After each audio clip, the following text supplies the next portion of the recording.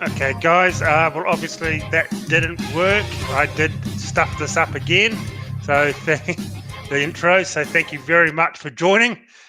Just the bloody computer stuff. I tell you what, I'm not computer savvy. I can film videos and edit them, but that's about it for me. So welcome back, guys, to the show. It is great to have you. This is our final show for the year. And I promise next year I'll get this intro thing down pat. So really pleased to see you guys reading your comments. See a few new guys in here, which is always good to see. So let's try and make this one the biggest one of the year. Tonight we've got a lot of news. I've been on the phone to people in the industry and shotgun manufacturers as well this week to try and get you the facts about what is going on. And there's been new laws coming through on taking your licenses in Queensland. So we'll talk about that. We've got a few documents here to show you. It is not good at all, is it, Jason? No, man, there's some interesting things coming out, isn't there? We're looking at a few things and some guidelines coming out from Queensland. I'm just looking at it now, and some very, very concerning things coming out. And they're starting to really attack people based on their driving history. I literally, as you know, I can talk about this because I won't mention any names, but I just got home from a friend's house who had, he had unfortunately had a family breakup about 4 months ago. Not sure whether his missus is coming back. He's got a couple of kids. Obviously, he was a bit down about the situation, ended up getting caught for drink driving, very low range PCU, so it was only 0.7. Unfortunately, as well, he was speeding at the same time, quite considerably, about 30 kilometres an hour, 30 to 35 kilometres an hour over the speed limit. Obviously, he was drinking at the time. He needed to go to the toilet. That turned into basically him wanting to go to the toilet, them refusing him from going to the toilet. So basically, he urinated himself in the police car. He had no choice, so it was pretty bad, to be honest. But obviously and they got a bit upset about it. He was a bit upset about it. And then 2 weeks later, obviously the local police officers screwed him over, went to the registry. Cops turned up a couple of weeks later and seized his firearms license and firearms. And then I went over there today, and this is not someone I see all the time, but we've sort of just reconnected over the last couple of months. And man, it's just a different guy, mate. It's just a different guy. I've never seen a guy like this, man. He looked terrible, poor bugger. And I've never seen a guy with tears just streaming down his face, dude, and just fucking looked terrible, man. Just, I can't explain it, man. I've never felt worse, probably in the last 12 months than I did today, man, just trying to help a friend. And very sad, man. Very sad when a guy's sitting there, just tears pouring out of his face in front of you, man. And just when you're looking into his eyes, mate, I didn't see anything, mate. There was just nothing there, man. He goes, I don't know if my family's coming back. And it just fucking makes me want to cry a little bit at the moment, man, to be honest with you. So, it's bad. It is bad, and the cops don't even give a rat's ass about what they do to your life. They'll ruin your life and go home and think it's all great. Probably go back, like I've known a few cops. Thank God I don't know any of them now. But in the past, and they all have a good laugh about when they ruin people's lives. They think it's a great joke, half of them. So it's sad. I talked to a mate. We were just talking before. Talked to a mate in Texas, and he's going through a big breakup, which is very sad as well. He's trying to work and he can't concentrate, and he's really upset, and he's lost masses of weight. And as I said to him, mate, if you're going through this, just think of it as a new start. I lost everything from my ex, my entire life savings. I started life all over again in my mid-30s, and I just got to think positive. You've got to think this is a new start. This is a new chapter of my life, and it's going to be good because the bitch is gone. It's going to be good. And just what you got to think and build yourself up. You can definitely do it. So it's just very, very sad in this sort of thing that happens. But I'd like to thank Lockie McFarlane for the $30 super chat to start the night off. Thank you so much for that. But we will talk about the Queensland thing soon. We'll talk about something positive, and we'll talk just a bit of a general chit chat, and then go into the first positive article for tonight. We'll kick it off with something good, and we'll finish off with Q&A and just having a big laugh for the end of the night. So, yes, apart from that, what else have you been up to for the week? Not much, man. I didn't get to go to Queensland, so but I've pretty much done nothing for the last week, mate. Sat and watched Netflix. End up getting some rings delivered, so for the CZ457. So I mounted that, put the Zeiss on it today, got that all mounted and set up, so that's good to go. Got a killer deal on a VX5 HD through someone that I know that basically never used it, so I got a VX5 HD for pretty much half price, so pretty happy about that, to put that 3.5 15x44 with the CDS dial system on that 7mm Magnum going forward for this year's hunting. So just got to wait for that to come in the mail, mate. Things are looking pretty good, but just, mate, what I'm seeing from people at the moment, things are getting very bad in regards to registries, and the smallest things are getting, the license taken off them. And listen, I'm not going to, say, listen, getting done for drink driving and excessive speeding in one day in the same situation, like you were drunk and speeding, is good. I'm not going to defend that at all. But I mean, again, when I talk about my friend that I visited, just, I only got home 10 minutes before this live stream, they're referring back to offences from 2001 and 2003. Now, they weren't great offences either. One was unregistered and unlicensed,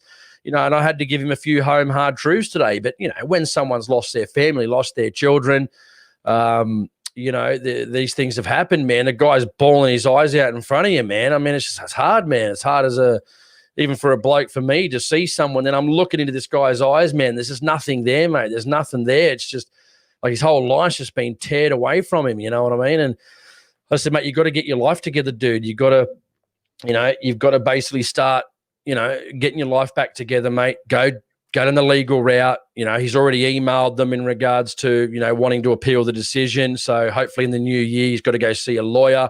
Whether he's too late on that, I don't know, because the 28 days has already passed. So I don't know, but he has indicated via email that he will appeal the decision. So hopefully that gives him some standpoint now that he said it in an email. The case will still be open.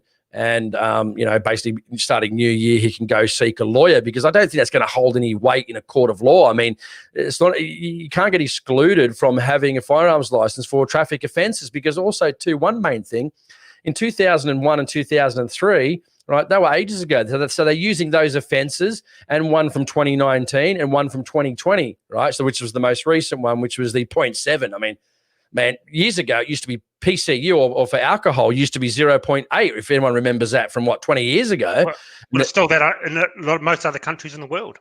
Yeah, it's now 0.5. And I'm like, listen, I'm not going to justify what he's done. What he's done's wrong, and he shouldn't be doing that, obviously, right? But at the end of the day, too, I mean, where was the warning? They reissued his license in 2019 and had done subsequently every 5 years for 15 years before that. So why wasn't traffic offences in 2001 and 2003 brought up during the 2007 license renewal, 2013 or 2014, 2019, and then now you get two more in quick succession over 2 years, and now they're referring back to your whole 20-year history. I mean, it's just unbelievable, man. It's unbelievable. Like, where's the warning? Any warnings? Like, listen, you're on thin ice, mate. Nothing. Just take your license, make you fight it in court, make you spend a lot of money. So now the guy's already got $2,000 in fines for what he did. Now it's another $1,500 to go and see a lawyer with no guarantee that you're going to get your gun license back. And then if you want to appeal to the tribunal, you're looking at $5,000 to $6,000 for a lawyer to spend a day in court with you at the tribunal with still no guarantee of getting your gun license back. I mean, it's just unbelievable, man. It really is. Yes, it is. It is. And we'll talk about the Queensland thing specifically coming up soon. But before we start, we'll just say g'day to Hootie, saying Merry Christmas to everyone. Thank you so much, Hootie. As you'll know, go subscribe to his channel. He has one of the best channels in the US from Tennessee, so please go subscribe to him. He comes on the show from time to time. It's always a pleasure to have him on. He's a really top bloke, so please go and help him out and subscribe to his channel. Also, can you please give this a thumbs up? And subscribe to the channel. If you're watching this, you haven't been here before, hit the subscribe button, give the video a thumbs up, and please lay a comment. We'll try and get to your comments tonight, and lay a comment in the video section after we finish going live. It would be really appreciative. And you can find both Jason and me on Instagram, Facebook, Parler, and you can find us on Patreon if you want to help us out. Also, yeah, it's like I'm just basically giving up on Facebook, dude. I said this the other day. They just cut 8,000 subscribers or people who like my page. They cut 8,000 off the other day. I was on 29 or about to hit 30,000, and it went down to 21,000. So I've just given up basically on Facebook. There's no hope there. I think Parler's the future when it comes to social media. Just seems like a,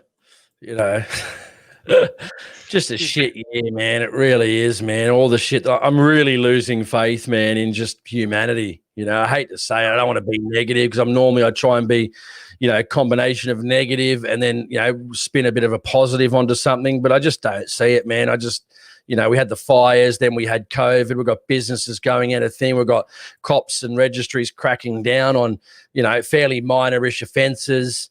It's just unbelievable, man. Like, there's just no hope in sight, man. And, I don't want to lose my nerve, man, but, 10 years of doing this, I'm just not seeing any movement forward. We just see constant attacks on gun owners at every opportunity. Listen, I get what they're saying. Listen, if you can't obey road rules, how are you going to obey firearms laws? But again, they're not really one and the same. Traffic offences, you won't generally see that, the average person, because of the amount of time they spend in a vehicle, will always, most people have some sort of speeding fine, or maybe they forgot to, due to the, especially here in New South Wales with the registrations and stuff, you might have been driving 2 days and you didn't pay your registration by accident. I mean, just make an accident or an honest mistake, that's enough to take your firearms license off you. I mean, like, man, people have really got to start stamping this out immediately, man. Like, where's our representation? Why is this happening in New South Wales? Where's the pro-gun parties? Like what they're asking questions in Parliament.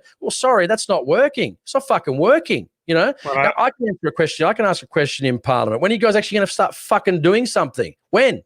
Tell me when. Well, let's hope this year's it, but I don't think they're going to do anything because, they're not exactly the best. But this is why you got to join the NSC. And once again, we appreciate the NSC sponsoring this episode of our live stream. We don't actually have we don't actually have a name for our live stream. There's no catch name or anything, but we want to thank the NSC, and we have promo codes down in the description. Now, this is how you guys can help out. For $10, if you use our promo codes, Shooting Stuff 25 and AHP 25, then you can get to join the only organisation fighting for your rights and going to court and helping their members out, even with just information, for $10 for the first year. You can't beat that, can you? You can't beat that.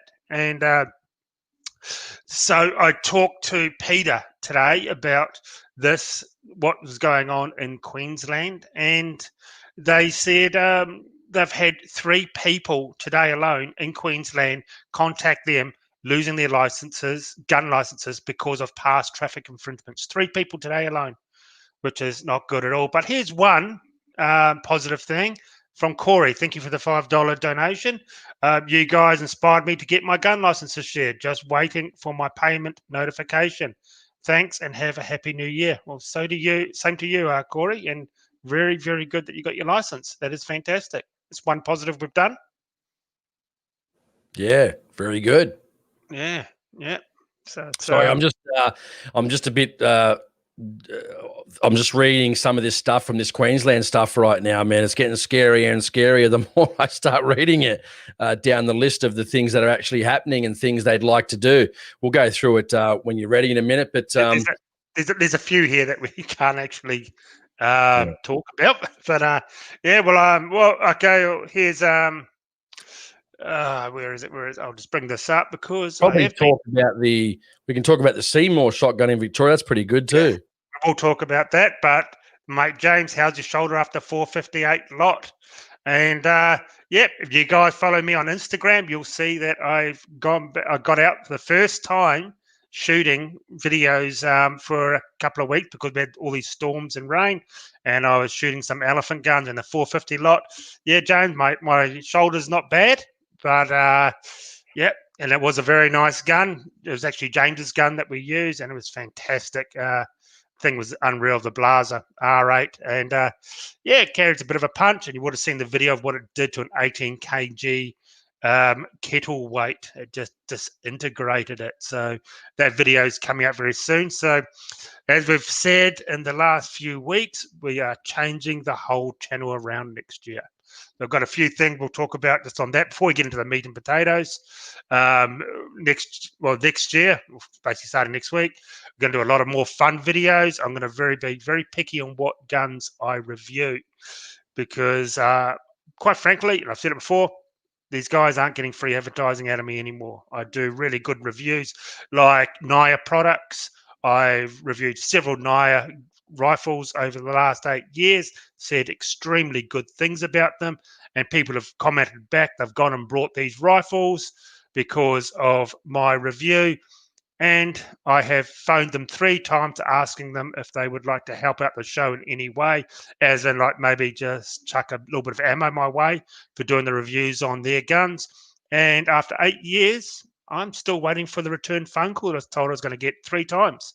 So next year, these fuckers ain't getting no free advertising out of me, and I'm going to be very picky in the guns that I shoot and review. And we're going to do a lot of fun stuff like I've been out filming 2 days ago.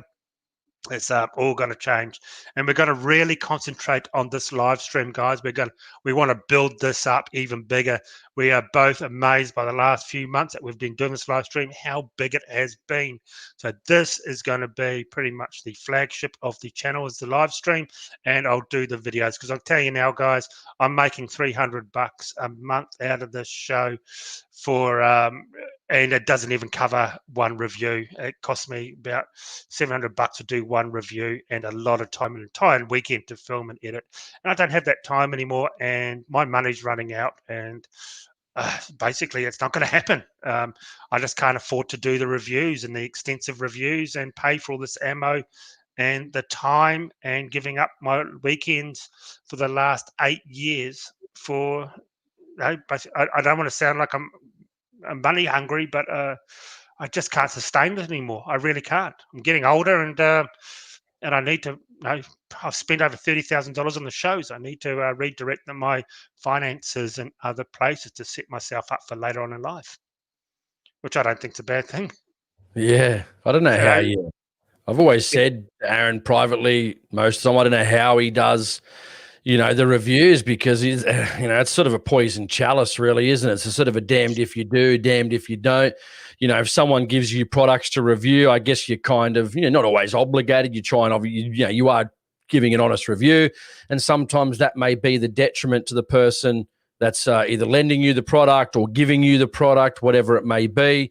And it just must be difficult, and if you say something bad about something that someone likes, then they often just take it personally. So I just don't know how you do it, man. I think it was sort of maybe not necessarily me, but I think probably one of the first ones is just not to tell you, but to say, mate, why don't you just get back to just making fun videos, putting calibers against each other, making just some fun videos that everybody can watch. I mean, I watch Aaron's videos because, he's a friend of mine. I just watch his videos and so forth. But normally, if it was a review, if it's not something I'm going to buy, I don't watch review channels because I'm probably not going to just buy them. You know what I mean? So I'm looking at things I want to buy. So again, that's why one of the ones me and Aaron always joke about the ticker rifles and stuff. We have a good laugh about it. And that's why I think I've got one. I just didn't even do a review. It was just a group test of my ticker, and it's got like 40,000 views on YouTube. And I thought, shit, well, that makes sense. So I just think, like my advice was Aaron was to just stick with popular guns and popular guns that are coming out that might rate. And the rest of the videos, just get out there and have fun, shoot stuff, put 2 calibers together. We've also got another idea in mind, which I think will be fantastic. We won't give away right now, but I think will be quite popular as well. And it's just getting back to being inclusive of everybody being able to watch a video instead of, something that maybe somebody wants to buy, you know what I mean? So, and then again, like I said, if you say something bad about a gun because it didn't perform or it's not grouping right or it's just not a good build or it's on the cheaper side, and if you've got 20,000 people that love that gun and say, oh, mine shoots well, and you say, well, it's not really that good or it's not performing, again, they often just take it personally, as see that as a reflection on themselves. So I wish people weren't as fickle and flawed as they are sometimes. You know what I mean? It's not personal. So hopefully you guys are going to enjoy his videos coming up next year. And I've been giving him some ideas, and he's been coming up with some great ideas too. And it's just getting back to having fun with firearms. So I think most of us from 2020 are just, you know, we're sort of sick to death of all the shit going on in the world, and we just want to enjoy our firearms.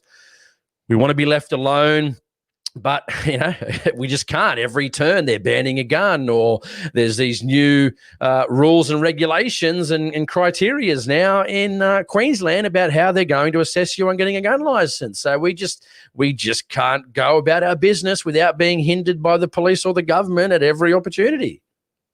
Yep, exactly. So it's going to be a fun year for me. I'm going to get back to what I used to do in the beginning, and and like I've been getting advice from you, mate Hootie, Adam, who you've seen on the show. He's been giving me a few ideas. We talked about it, so we're going to just hook into that. I actually made one the other day, and the guy complained, saying, "Well, you're no Hootie who." And I told Adam that from Hootie who, and he had a good laugh because he already does all that stuff. I said, "Yeah, well, okay, that's fine. Well, don't watch my stuff then." Because I'm just here to have a bit of fun. We've got some, you know, great ideas in mind that we've come up with that I don't think if anyone's been doing before. But yeah, like that, it's like when they talk about movies. Don't forget, every movie that comes out, I think Ron Howard, formerly from Happy Days, he's a great director, and he said that there's only 7 stories that you can tell. There's only 7 stories in the world that you can tell, right? Don't know exactly what they are, but some of it, like a love story, action, a thriller, whatever the genres are. You know, you've only got certain stories that exist in life, and it's the person's take on that particular storyline is what they make as their own. So again, to say that, you know, like you know, everyone on YouTube, you know, is original, mate. Hey, it's all been done before. Don't worry, you can't reinvent the wheel. It's all been done before by someone else in some fashion. You know, just people are different. Hootie's got a different personality than, say, Aaron. Aaron's got a different personality than Demolition Ranch. Demolition Ranch's got a different personality than some of the other big gun channels or Gun Collective or whichever ones they are. You know, everyone's got a different style personality. Yeah, exactly. Actually thinking of, you know, Hootie may have been talking about doing calibration video from over here and over there, sort of like try and mix it up in the two countries, doing a bit of a fun video like that, which will be a great thing as well to do. And we can start doing something like that with you down in Sydney, sort of thing, since you can't get up here. But I do want to thank Kraken Tactical. We talked about his knives last week, so please go check out his page. He has some awesome knives. Thank you so much for the $50 donation for a New Year's Eve. Scottish guy, keep up the good work. Thank you so much, Kraken. And this will actually, I saw something up here from Hootie. I just want to put this up.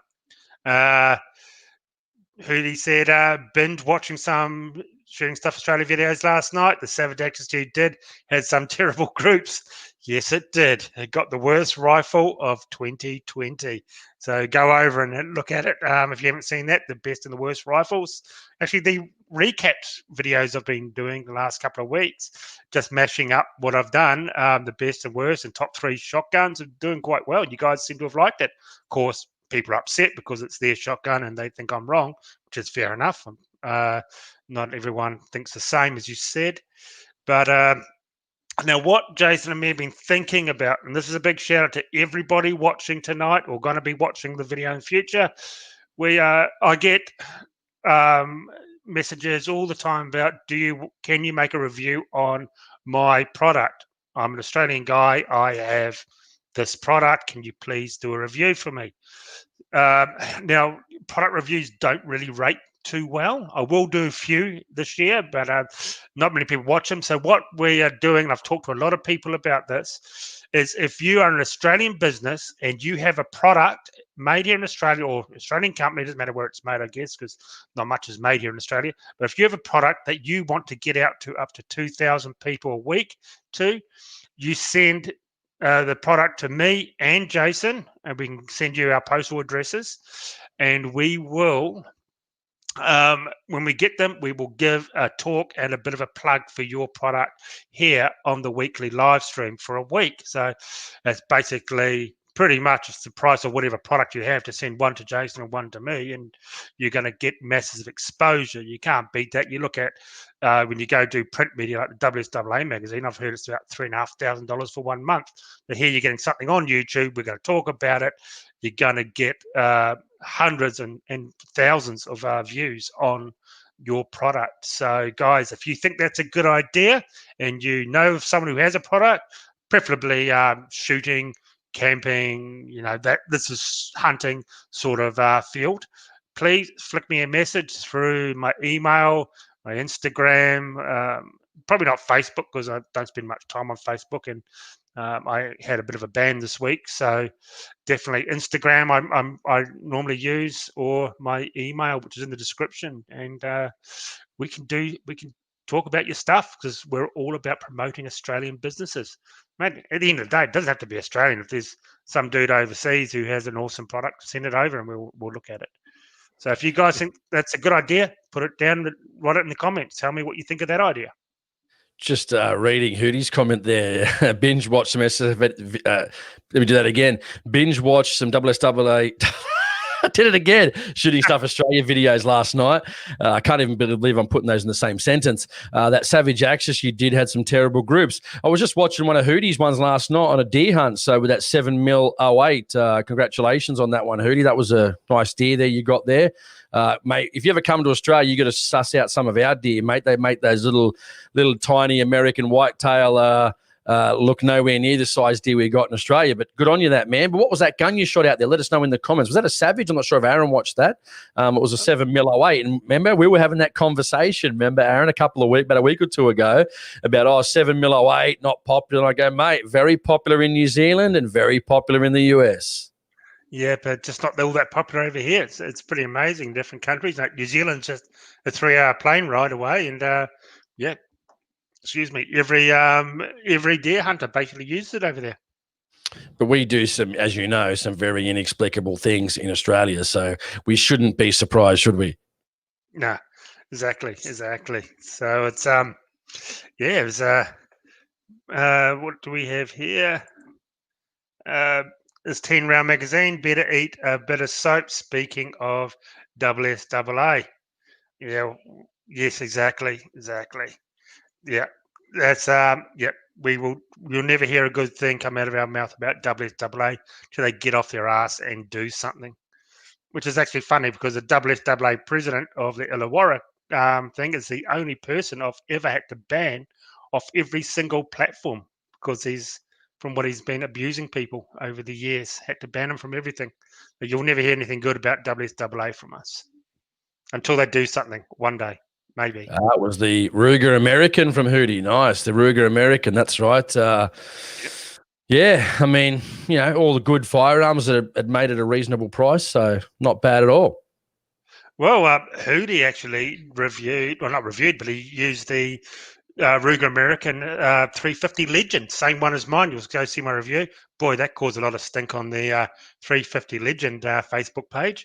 Mate, one of the worst calibers I've ever used in my life. Nothing wrong with the gun. The gun actually worked really well.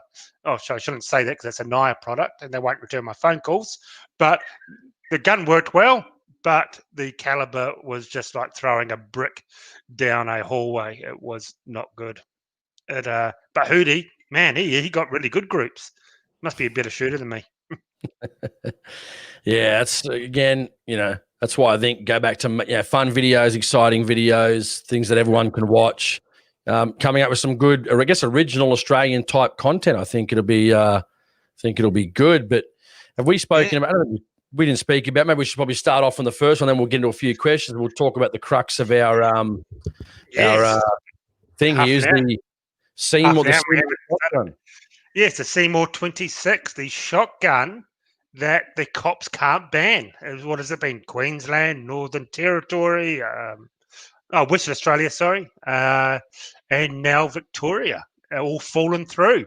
So because of the NSC, Natural Shooting Council, they have managed to get it overturned through the hard work of Peter and Neil Jenkins. Neil Jenkins actually got hold of the manufacturer in America, and he sent over all the patents of their military version and their civilian version. So, of course, we get the civilian here sold in Australia. So we're not talking about a cheap shotgun. They're $3,500.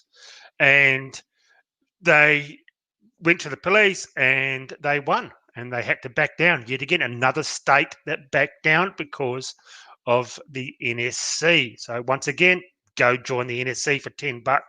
The promo codes are in the description.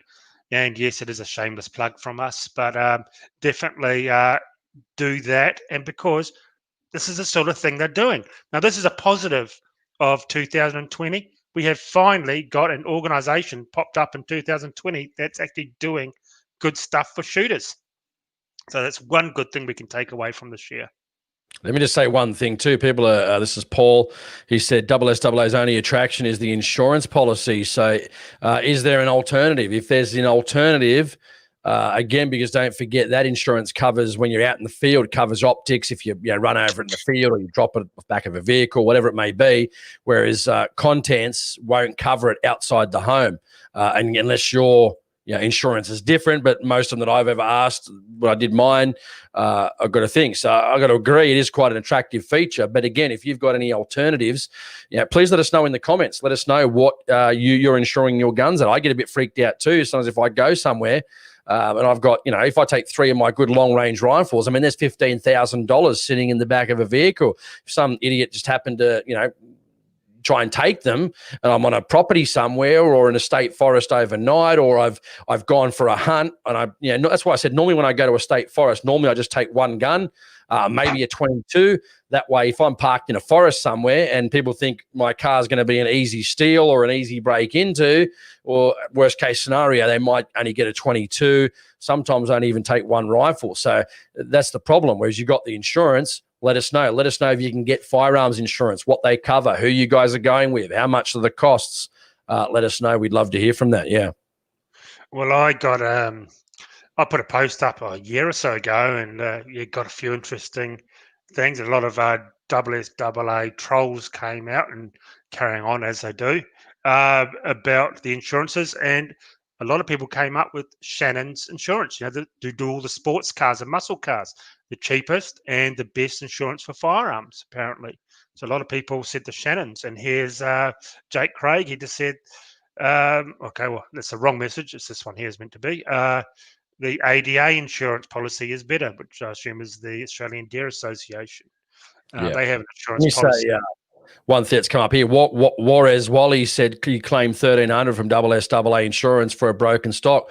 Was dead easy. Can't really bag it. Well, that's what I'm saying. I'm not bagging their insurance. I think their insurance is good so long as they pay out on their insurance. But what we're saying is we want to support organizations and hopefully companies that are going to support shooters. You might think, well, Shannon's, they're not going to support shooters, whatever. But again, if they've got a good pricing, to be honest, man, I'm getting to the point in this industry where I'd really rather support a company that has really no interest in firearms than one that does and doesn't do anything for shooters. That's the point I'm getting to. I'm getting to the point where I'd rather not give my money out of protest to some of these gun-related organizations that don't do jack shit for shooters. Yeah, Shannon's probably doesn't do jack shit for shooters either, but at least they've got no interest either way. I'm not expecting them to fight for firearms owners. So to be honest with you, I'd rather give them my money, to be brutally honest with you. That's where I'm sort of getting to. If there's an organization that's doing it right now, that's pro-shooting and doing the things like NSC, let us know. And NSC, get insurance for us so we can join your insurance. We'd love that. Get it done.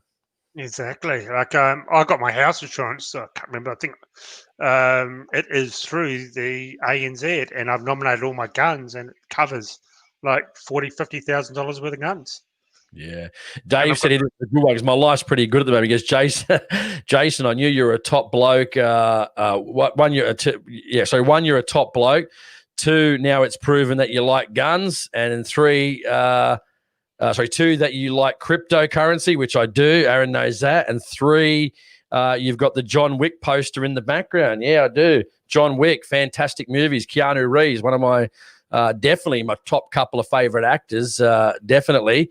John Wick, check it out. And yeah, I'm in cryptocurrency at the moment. If you've missed the boat, man, woo-hoo-hoo, we are hot to trot right now on crypto, guys. I mean, if it keeps going this way, I might be retired by the end of next year. So we'll see. Yeah, it's a boat I did miss. But, yeah, and I can't get on because, as you guys will find out during the year, why I can't afford cryptocurrency anymore. Because something very, very big is coming to YouTube.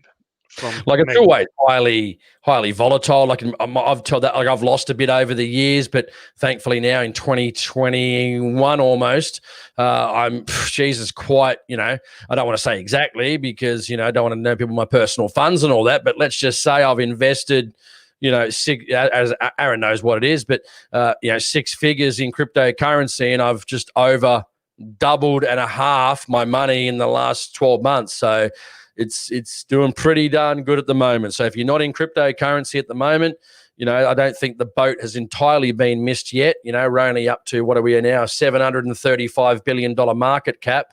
The last all-time high was 828. So we're not even back to all-time highs yet. So, invest wisely, though. Don't listen to me. You go seek financial help. Don't listen to me. But it's been quite good for me, so I can't complain. Yes, exactly. Now, I'm going to bring a picture up here of the Seymour, the one that we just won, the gun that the cops can't ban. So I'll bring the picture up here because not a lot of people actually know what it is. Okay, it's an expensive gun, but I tell you, I did a review on my old channel before YouTube took my channel down, and it was one of the only reviews in the world, actually, of it. And I do have a bit of a mashup video I'll make on it, and this is it right here. There we go, the Seymour 26. It is all aluminium. It's or aluminum, depends where you come from. And that is a charge handle. It's not spring assisted or anything. It's basically just like a pump action back. You got to pull it back and pull it forward manually. It's extremely light. It looks heavy, but boy, it is light and accurate and a lot of fun.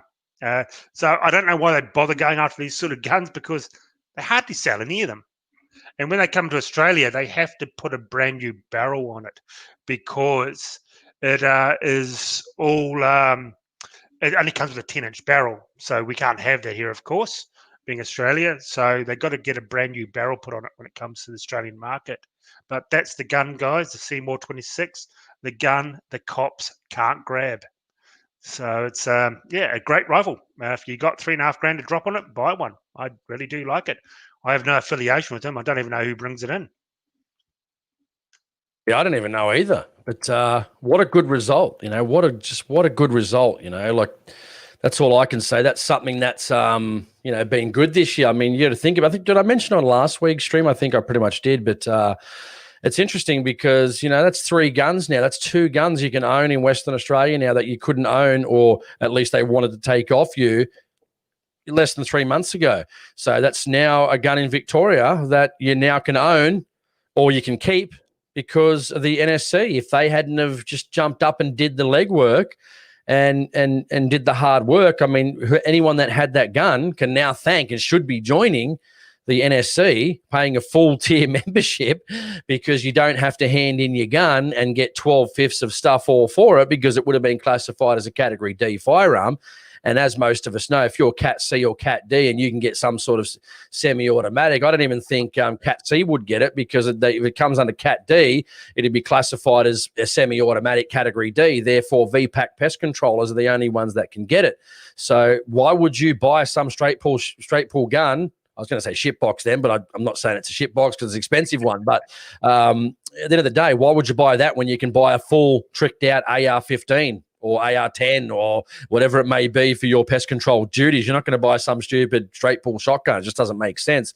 So in essence, when you try and sell that gun to the gun shop, you're going to get 12/5 of stuff all for it. So again, that's what they do. This is their new game. It's been their game for the last 2 to 3 years now. Reclassify firearms.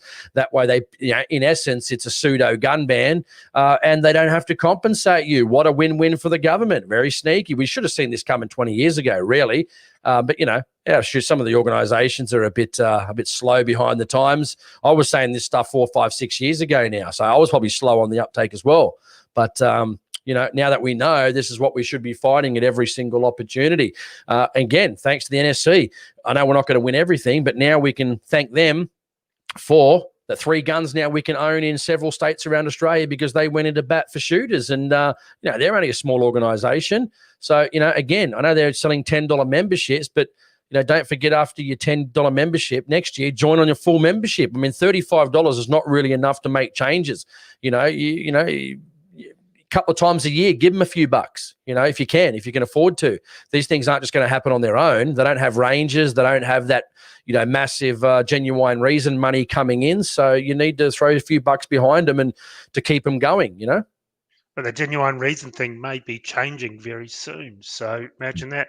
Sign up for $10 and you get the genuine reason, and you can leave SSAA and Shooters Union, which is great. The two organisations that do absolutely nothing for us. All talk, no do. We saw the backflip this year from the Shooters Union. Yeah, we're going to do this, we're going to do that. And when crunch time comes, stuff that, turned their back and walked away. And the NSC took up the fight. Yeah, I know and Aaron probably disagrees with me on that. Like I said, if we did have an organisation that did have genuine reasons and did utilise that money for advocacy activities, I could swallow that. I could definitely swallow that, because again, at the end of the day, I guess 20 years ago, what they didn't realise, and it's a double-edged sword, obviously, the gun. These organizations that don't really have, shooting, and they love the genuine reason. They're never going to get rid of that because that's where they make their money, on genuine reasons. So you're not really going to see any organization, or at least 90% of them, going around saying, yeah, let's get rid of that, because that gets rid of their 90% profits. Now, we know the large organizations, we're talking about, again, but if those large organizations use that money wisely for some type of tribunal action, whilst that's not legal legislative court action in a court of law, I guess technically it is a court, because it comes up under certain requirements under NCAT. So when shooters aren't issued licenses, like what my friend is going through, which I just explained at the start of the show. If you missed that, you can go back to the start of the show. It gives you a fairly cheap right of what's the word I need to use here? Basically, right of review, and getting it, instead of spending tens of thousands of dollars to go to court, you can basically do a tribunal action. You may have to get a lawyer as well, so it's going to cost you some money, but at least you have a cheaper perspective at a right of review. When you go to a lawyer and it's you're in court for 3 or 4 days, you're up for $20,000-$30,000 before you even start. Exactly. Yeah, thank God for the NSC, and thank you once again, Daniel Andrews / Andy, for donating $14.99 to the show. Thank you so much, Andy. Really do appreciate that. And here's something from our friend Dixer Hicks. I heard from a local gun dealer that lever release shotguns, the volleys, which is the Vernicaron, I'm pretty sure, Cat A rather than Cat B in Western Australia for some reason. What are your thoughts? Well, that's good, because it's easier to get and less paperwork. And from Western Australia, I want to talk about, we're talking about companies that support the show. Well, Saloon Arms, who make the straight pulls, do support this show. And so I recommend, if you're looking for a shotgun to buy, the straight pull, go to Saloon Arms and have a look at their rifles. I got a review there. They are fantastic, and they support Shooting Stuff Australia 100%. Josh, who owns the company, is a very nice guy, and he fights tooth and nail to keep his guns within the law so everyone can enjoy it. Now, we talked about new products. They got awesome new products, Saloon Arms, coming out, 2 awesome guns. There is going to be like the Attack 12, but it is going to be more of a budget one, $200 to $300 cheaper, so it's more affordable for people to buy. This is going to be a bit of a stripped down one, and they have another one coming. I don't know if I should actually say about it, but let's put it this way. Think of Australian John Wick gun. So that could be coming later on this year. So it's definitely, if you want one of those guns, they come from Western Australia. If you're after a straight pull, go look at Saloon Arms. They're a company that does support this channel. So, to me, just support companies that support this channel. Like, there's not many. So, but if you like their gear, go over and see Saloon Arms. Well, all I can say is what we spoke about last week. It's literally happening again, right? Yeah, we were talking about some politics stuff last week, and people are saying, "Oh, no, get back to the gun-related stuff." Right now, we've got 193 people watching, right, which is absolutely fantastic. We talked about scopes. We get about 60 or 70 people. When we talk about gun bans, right now we've got 193. So if this is not any indication about the content that we probably should be talking about, this is one of those times, because me and Aaron always talk about this, like, oh, we thought we were going backwards there for a little bit, and then Aaron said, well, there's a few things happening within the gun industry. Let's talk about that. And like I said, we've now got 195 people. So if you're listening right now, smash that like button, which looks like what you guys just did without me even saying it, because we're at 75 and then we just jumped quickly to 100. So please do that. And now you know why we talk about some of these topics. Because at the end of the day, we love talking about guns. But I've said this on my show too, when pretty much 12 months ago on the podcast, I said I'm really not going to bother, probably 6 months ago, since I interviewed Bridget McKenzie, where they contacted me for an interview. I just said I'm just not really interested in talking about this stuff anymore, because at the end of the day, these people just don't achieve anything, and it's promising. They're always promising but never ever delivering. And I do those type of shows. I get tens of thousands of listens. I talk about guns. I get 5,000. I get like 4 times less than when I do my straight shooting podcast. Aaron's always telling me, straight shooting podcast, that's your cream and your crop. That's your go-to. I agree. But, when myself and other co-hosts are just sick up to our eyeballs of, talking about the same things that just never, ever happen, we don't have suppressors. We don't have self-defense.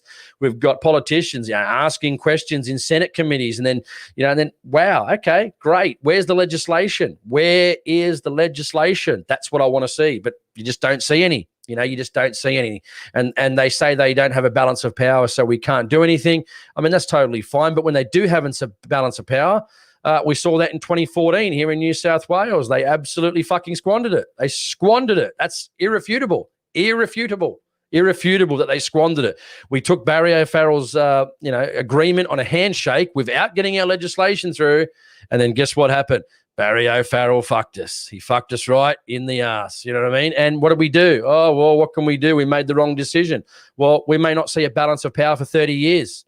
So massive mistakes have been made. Massive. So when they talk about us, that we're political lightweights and all that, that's fine. You can say that. But again, you can't refute the evidence is what there. You just can't refute the evidence. And that's a fact. That's a fact that we got schooled by Barry O'Farrell when we had a real opportunity to make some sort of change. And we Barry O'Farrell, of all people, we agreed with on a handshake. I mean, fuck, just beggars belief how that was allowed to go down. But yet here we are, 2020, some 5.5 years later, and we're still no further advanced. And in fact, I'm reading this stuff from Queensland, from Western Australia, from Victoria, and things are just getting worse and worse and worse. So, it should be a bit of a wake-up call to all shooters that we've got to start working together. We've got to start, throwing a bit of money behind some of these organisations that are fighting for us. And, just not taking no for an answer. Going back right into your politicians, money's going to do it. Court action, money, investing in the organisations that are helping you. And like I said, hey, me and Aaron know this, and if Peter's watching and or Neil, if they do something we don't like, or they're going about the wrong way about it, we'll probably discuss it with them beforehand. But at the end of the day, it's their organisation.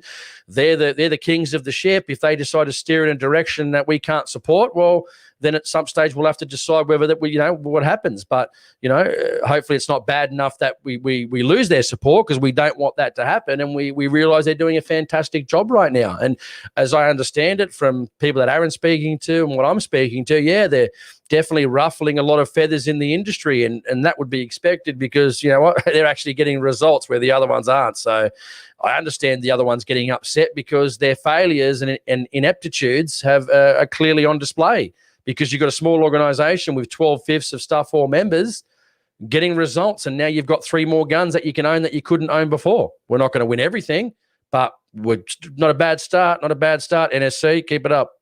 Yep, exactly. When after talking to Pete quite extensively for the last 2 days about some of these bans, I don't think they're going to really do much to upset us at all going ahead in the future. Not that they care anyway. Not that they care about upsetting it. No one cares about upsetting me and Aaron. That's for sure. But we're just going to say it. Like I'm not here to, it's always good to be liked by people, of course. But I'm not going to give up my own core values just to be liked by somebody. It's just not going to happen. So I don't really care. Again, if I didn't make anything from the podcast or didn't get anything, I wouldn't care. I don't care because I do it because we need to fight for shooters' rights. We need to be out there. We need to be vocal.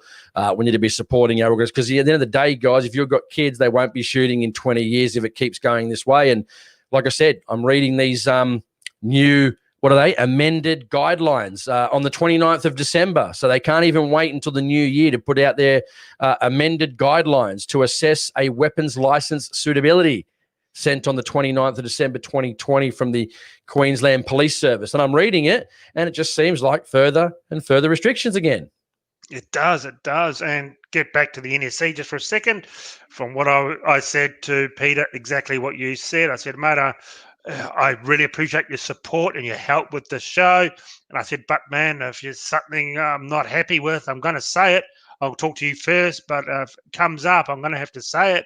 And he said that is absolutely fine. He said he expects that. He said he doesn't mind that at all if we don't agree with them. But they have been one of the biggest supporters of this show. So it's also fantastic to have them on the show. So a part of this. And what we want to see too is a good transfer of information. I mean, if one organization, for an example, some people have done, do their, background checks. They do, certain things. They might have their own independent auditors in regards to ballistics and stuff like that. Now, if one organization is willing to go forward on that and press it legally, help each other out, provide the information, provide the reports, provide anything that will help that organization in their case being able to move forward. I've seen cases in the past over the years where maybe one organization had some information, some reports, some ballistic stuff that would really have helped an organization with that case. And they're like, nah, we're not going to give it to you because they couldn't possibly be shown up. You know what I mean? So we don't want you to get access to this good quality information that we've got that we're not going to do anything with, because we're not going to go to the tribunal or court, but you know what? You can't have it anyway. I mean, come on, we've got to get over that sort of stuff. We just need to start working together, start helping each other. And if you're not going to do anything with any information, and you get some requests from people that do want to do something, I think it's in your best interest to put your ego aside and to support shooters and to, give that information because they're actually going to do something about it. But again, comes back to that old age pissing contest, doesn't it, Aaron? Everyone's got to be the top dog, and we can't possibly get outshone by these new guys these new kids on the block. Oh shit, they're doing something. They're really showing up our indiscrepancies and our failure to act. And we will be talking exactly about what one of the organisations have been doing to block the NSC with the Adler ban that's coming up very soon. But there was a thing here. Here we go. Trundle, NSC, the promo code doesn't seem to be working. Well, the main problem is please make sure it's lowercase. Everything's lowercase. Shooting Stuff 25 or AHP 25. It's all got to be lowercase. That's probably what the problem is. One thing I wanted to just mention before we go on and talk about what we were just talking about, I wouldn't mention any just for legal reasons, I wouldn't be mentioning any organizations, what we're just talking about, yeah? No, we're not going to mention those ones. No, definitely. National Council also said try AHP 10 or Shooting Stuff 10. Oh, geez, I hope we have not been giving them the wrong thing for the last few weeks or in description. So we do need to know which one works because the email I got from them was AH25 and Shooting Stuff 25. So, guys, tell us which one works for you guys, the 10 or the 25. I always say it's always easier to put AHP 25 than it is shooting stuff 25. So Yeah, but the shooting stuff actually carries a bit more street cred than AHP, that's for yeah, sure. sorry. I'm sorry. I did put on my page today. I've got a couple of companies that I work with that are, give again. Most of the time I don't get anything out of these, but they give me either me a discount or they give a 10% discount for people that watch the show.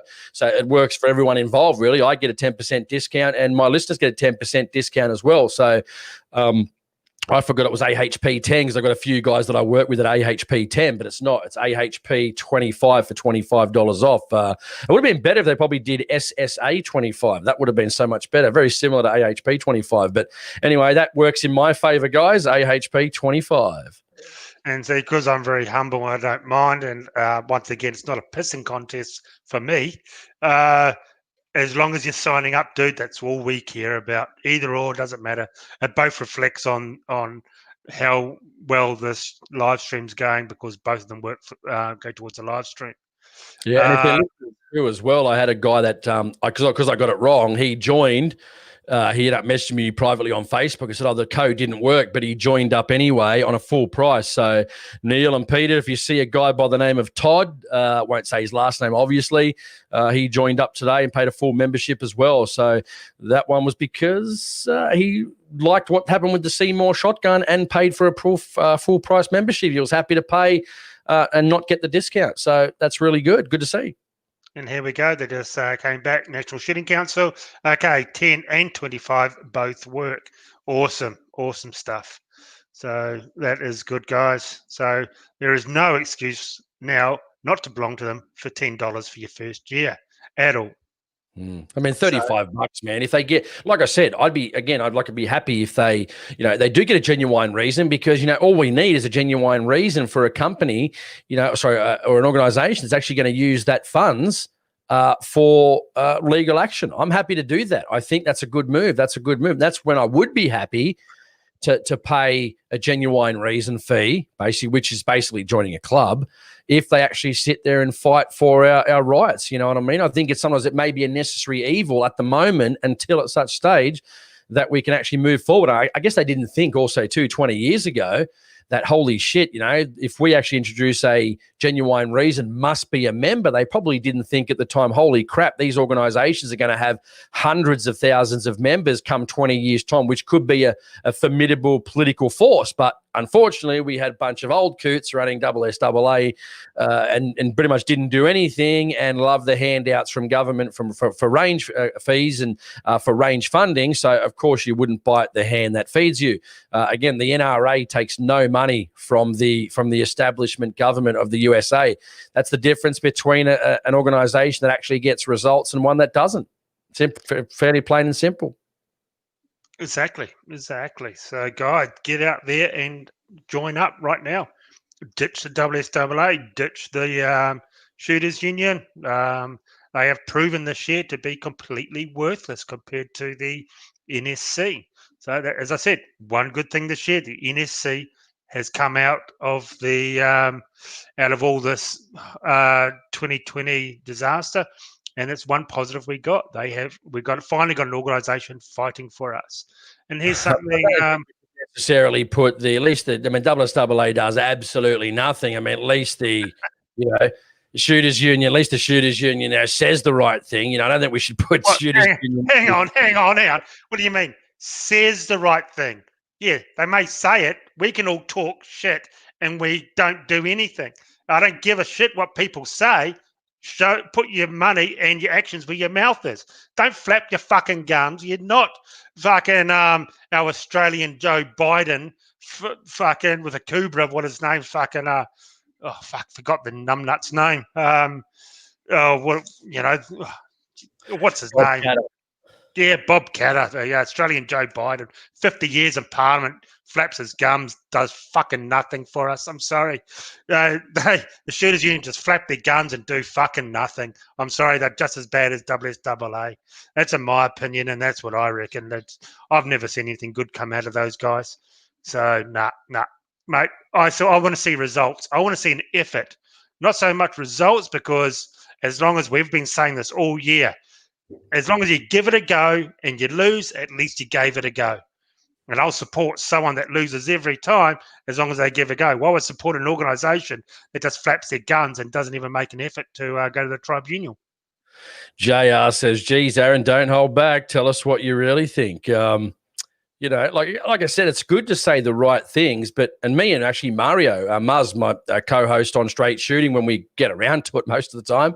We were talking about this yesterday and about advocacy, and we're just talking about, advocacy moving forward. And it's kind of true, because advocacy really, and the ones that are supposedly advocating for us, they don't really have to do anything.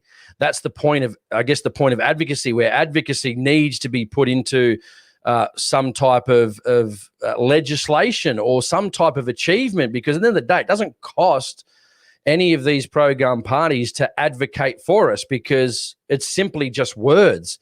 So at the end of the day, advocacy can be great, but really, unless that advocacy actually turns into action, it really is kind of worthless. It really is worthless. I mean, sure, I'd love people to say good things instead of bad things. It's great to have people that support us that say the right thing. But again, and as you said, and I've said this in the past, I quite like Bob Catter. I think he's a funny guy.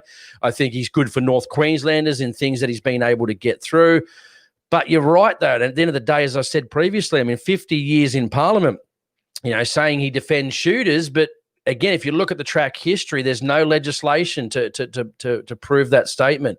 And advocacy without action is worthless. It's worthless. It really is. And something to think about, people, something really to think about, because I think advocacy needs to turn into action now. I mean, and again, we'll get into this because we're up to 8:30. We can probably go longer, a little bit longer tonight anyway, but maybe Aaron will get into that Queensland one. We're an hour in. We haven't even got to our core topic yet. Yeah, we've got another topic after that, and then we got other stuff. So it is New Year's night, so crack open a beer, guys, enjoy yourself, and we will start having a bit of fun once we get through the formalities of the evil government. Dude, New Year's tomorrow night, dude, not tonight. Well, it's our New Year's night because everyone will be out partying and no one's going to listen to two blokes talking on the internet tomorrow night. So this is our New Year's special, guys. Yeah. So, and what Conservative Sniper says Jason to be his deputy. So what did someone say? Don't tell me Aaron's the top dog. He couldn't be, could he? I'd surely be the top dog, wouldn't I? No, Aaron, Prime Minister, Jason as his deputy. Come on, man. Surely you think I'd be number one? Surely, 100%. Here's a good. Well, no, you'd definitely be my bitch on a leash. There you go. Damn Kiwis always got to talk shit to us innocent Aussies. Yep, exactly. Yep. Anyway, it's been good. Kiwis run the show. There was one here. I can't find it. I wanted to just bring up, but I can't find it again. So many questions, guys. It's awesome. So we will talk about, the Adler. Okay, I've even prepared. I got notes. The B230. It's like a tactical shotgun. Ugly as sin in my eyes, and it's Adler. But as you all know, Adler's been the worst gun I ever owned in my life. But that's not the point. It comes under the New South Wales draconian gun laws of the appearance laws because it has a pistol grip and a box magazine. So they want it banned because I just don't know why. They can't ever explain. Doesn't matter really. Thinking. Yeah, it does, but they just want it gone. So the NSC has their barrister. They have a barrister on call for helping us out. No other organisation has that. They have their barrister on call, ready to go. So all the paperwork's all lined up, ready to go. Now they need one document because one of the organisations is sucking cock with the government, with some government officials. So they have a document that the NSC needs to start legal proceedings. Now, from what I understand, they're not giving it to the NSC because, once again, we always say it's a pissing contest. So they have everything ready to go. The other organisations, I was told, is not going to go to court, going to do nothing with it, but they need that document. From the New South Wales, wherever it comes from, they need that document to actually kick off the legal proceedings. So that's where they're at, and it's a good chance they could win. Now, this is very, very important that we win this, that the NSA win this, because if they lose, it's about the box magazines pretty much. I was told by someone in the shooting industry over a year ago that they're coming after any gun with a shotgun with a box magazine. So it's going to affect, if they lose this for the Adler, it's going to affect the Berica, it's going to affect the Pardes, and any other box magazine shotgun. Once again, it'll probably affect the M26 Seymour. So it's just not going to affect the Adler. Once they get this through, if they win it, it's going to wipe out all these guns in New South Wales. And once New South Wales does it, all the other states are going to follow like sheep, and every state is going to do it. Just don't think it's going to affect New South Wales. It's going to fuck everyone around Australia. So this is why this is very, very important to try and win this case. Very important. Exactly, mate, because we only got half an hour left, man. I'm going to just get into this. Do you want me to get into this Queensland one?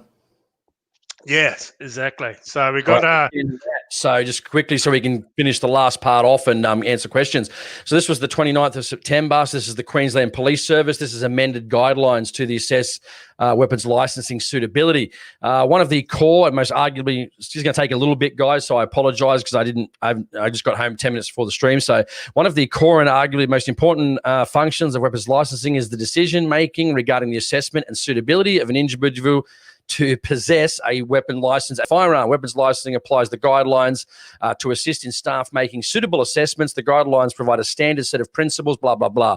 Whilst the guidelines provide directions on the principles which with decision makers must consider when assessing an application, they are not intended to be a substitute for continually reviewing legislation, case law, blah, blah, blah. The Queensland Audit Office QAO performance audit into the regulation of firearms in Queensland identified opportunities for weapon licensing to enhance the existing guidelines, specifically by clearly defining risk thresholds that assist staff to assess public interest in assessing applications. The Queensland Police Service has reviewed the existing guidelines and made amendments to provide greater assurance and community safety, particularly with regard to public interest, is appropriate balance with the rights of the applicant and license holders. A decision has been made because, they're helping us out here to share these amendments with the firearm community to highlight whether there'll be a minimal impact on the vast majority of existing and future license holders. The table on page 2 of this document outlines the main areas where the changes have occurred. The focus on these changes on the applicant who may have a concerning criminal history to display disregard to other regulatory requirements. So primarily traffic-related matters. Again, this is happening in New South Wales. Obviously, these people are all talking to each other, or who provide false or misleading information applications. And then it says in sharing, I won't go to the next part, but it says in sharing this information with the firearms industry and community, weapons licensing is promoting increased transparency and consistency of decisions, providing some improved clarity around how applications are assessed. Applicants will be able to determine from the outset whether they would be successful in obtaining a license before they expend the funds in purchasing, storage, and completing courses. We are hopeful this approach will also deliver internal business efficiencies, such as improved processing times, and provide current and future applicants with better guidance, and to ensure that their due diligence and complete applications accurately and truthfully. So I guess from that, it seems a lot of people are not filling out the correct information based on what I'm reading here, or they're lying on their applications. I don't know. Which significantly increased processing time spent processing applications. Anyway, so basically they're telling us how they're going to screw us over, which is nice, under the guise of transparency. So here we go. Displaying, I'll go through a couple of core things first. Disqualifying offences, false or misleading information. And so the current, let me just go down. So the previous guideline was applicants who provided a false and misleading information on the forms were offered a show cause opportunity. So they'll ask you, was this a mistake? Did you not put this down on purpose? Did you try to conceal it? Basically show cause why we should give you a license because you haven't displayed it. So they'd give you a chance, right, to ask you why you did it. Now, the amended guidelines is applicants who provide false or misleading info on firearms are now rejected straight away under Section 10B1C and D157 and 158. So where they gave you an opportunity before, that opportunity's gone now. Domestic violence. First off was if you disclosed the offence, it was the continuation of the assessment of the application with no further action required. If you provided false or misleading information about domestic violence, they continue to accept your assessment with a warning letter about ensuring true and correct information with the application in future. Again, they would give you an opportunity. Did you get this wrong? Now the amended guidelines is if physical violence is involved, rejected out of public interest straight away. If no violence has occurred, then it's a show. Again, no violence. You basically haven't committed an offence. You now have to show cause upon a response to escalate to a team leader for assessment of the circumstances. So now, even with no violence, right? It goes to a team leader to show cause about why you should have a gun license. I mean, this is scary. Another reason why, guys, to be single, because gun owner probably safest to be single, because then they can't try and frame you for. We all know that's a good old line. Oh, he's hit me, take his guns, but nothing's happened. And we've heard so many false stories about that, and they still lose their guns. And I've got a friend still going through court because his missus lied to him. And he's now lost his license for 2 years, and he's got a collection of like $70,000 worth of guns lost because she lied. Okay, I want to get through this one just so we can get through it quickly. Domestic and family violence protection order, which would be an AVO or similar, over 10 years since the order was issued, right? So before the exclusion period of the AVO was 10 years. Previous guidelines was you continue to issue the license, which is what the legislation says, at least in New South Wales where I'm from. If it's over 10 years, it's expunged, it's finished. Now the amended guideline is escalate to team leader for assessment of circumstances. So let's say some guy did do something wrong. So now they can still reject your firearms license even after 10 years because some team leader assessed you as potentially being a risk, even though you haven't reoffended in 10 years. Unbelievable. If you found guilty of a disqualifying offence but no conviction recorded, this is extremely scary. So if the offence, let's say you were stupid when you were younger, did something wrong, admitted guilt, got a Section 10 bond, say in New South Wales, which means if you don't reoffend, you get no criminal record. Therefore, you don't have a criminal record. If it's within 5 years, now the previous guideline was show cause. So if you had an offence where you were guilty, but you served the bond, and you no longer have a criminal record at all, they gave you an opportunity at least to put your case forward to whether you'd get a license or not, right? The previous guideline for over 5 years was continue to issue the license. Okay, at least you've got a chance there for both of those original previous guidelines. Now it's within 5 years, even if you're not guilty of a crime, rejection in public interest. So basically, you might have admitted guilt, therefore you were young, dumb, and stupid, but you don't have a criminal record at all after your 12-month Section 10 bond is now an instant rejection out of public interest. Unbelievable. Anyway, over 5 years, if the offence, a warning letter about committing further offences and continue to issue, or if it's more than one offence, reassigned to team leader for assessment. Or applications who provide false and misleading info are now automatically rejected under Section 10. So again, guys, if you've got any issues, make sure you are putting them down. So again, that's a total massive, massive problem there. If you're not even guilty, even if you're guilty, okay, if you're guilty, fine. But again, if you don't get a criminal record, how can they take the gun license off you or not issue? Okay. Here we go. This comes up to what my mate is, but definitely not more. Anyway, 3 or more drink driving, unlicensed driving, or dangerous driving offences, and these are any combination of more than 30 demerit points within the previous 5 years. Now, at least I don't like this, but at least you know what? At least they're giving you something specific here. New South Wales Registry are just working off some crazy stuff here because they're referring back to my friend's offences from 2001, 2003, almost 17, 18 years ago. So the original was if you had a lot of these offences, 3 or more, and more than 30 demerit points within previous 5 years. The original guideline was show cause. So that asks you, why should we give you a licence? You then put your 2 cents in and they give it to you or reject. Now the new guidelines is automatically reject under public interest. Wow. Okay. Unbelievable. Hopefully, again, most of us, all of us, aren't doing drugs. Driving involving drugs within the previous 5 years. So if you got done for a drug offence, you, I don't know, had a joint at a party, heaven forbid, then the previous guideline was show cause. So let us know why you should have a license if you've been done for a drug while you've been driving. And now the amended guideline is one offence, you get a warning letter about committing further offences. And they'll continue to issue. I guess that's not too bad then. More than one offence is an automatic rejection out of public interest.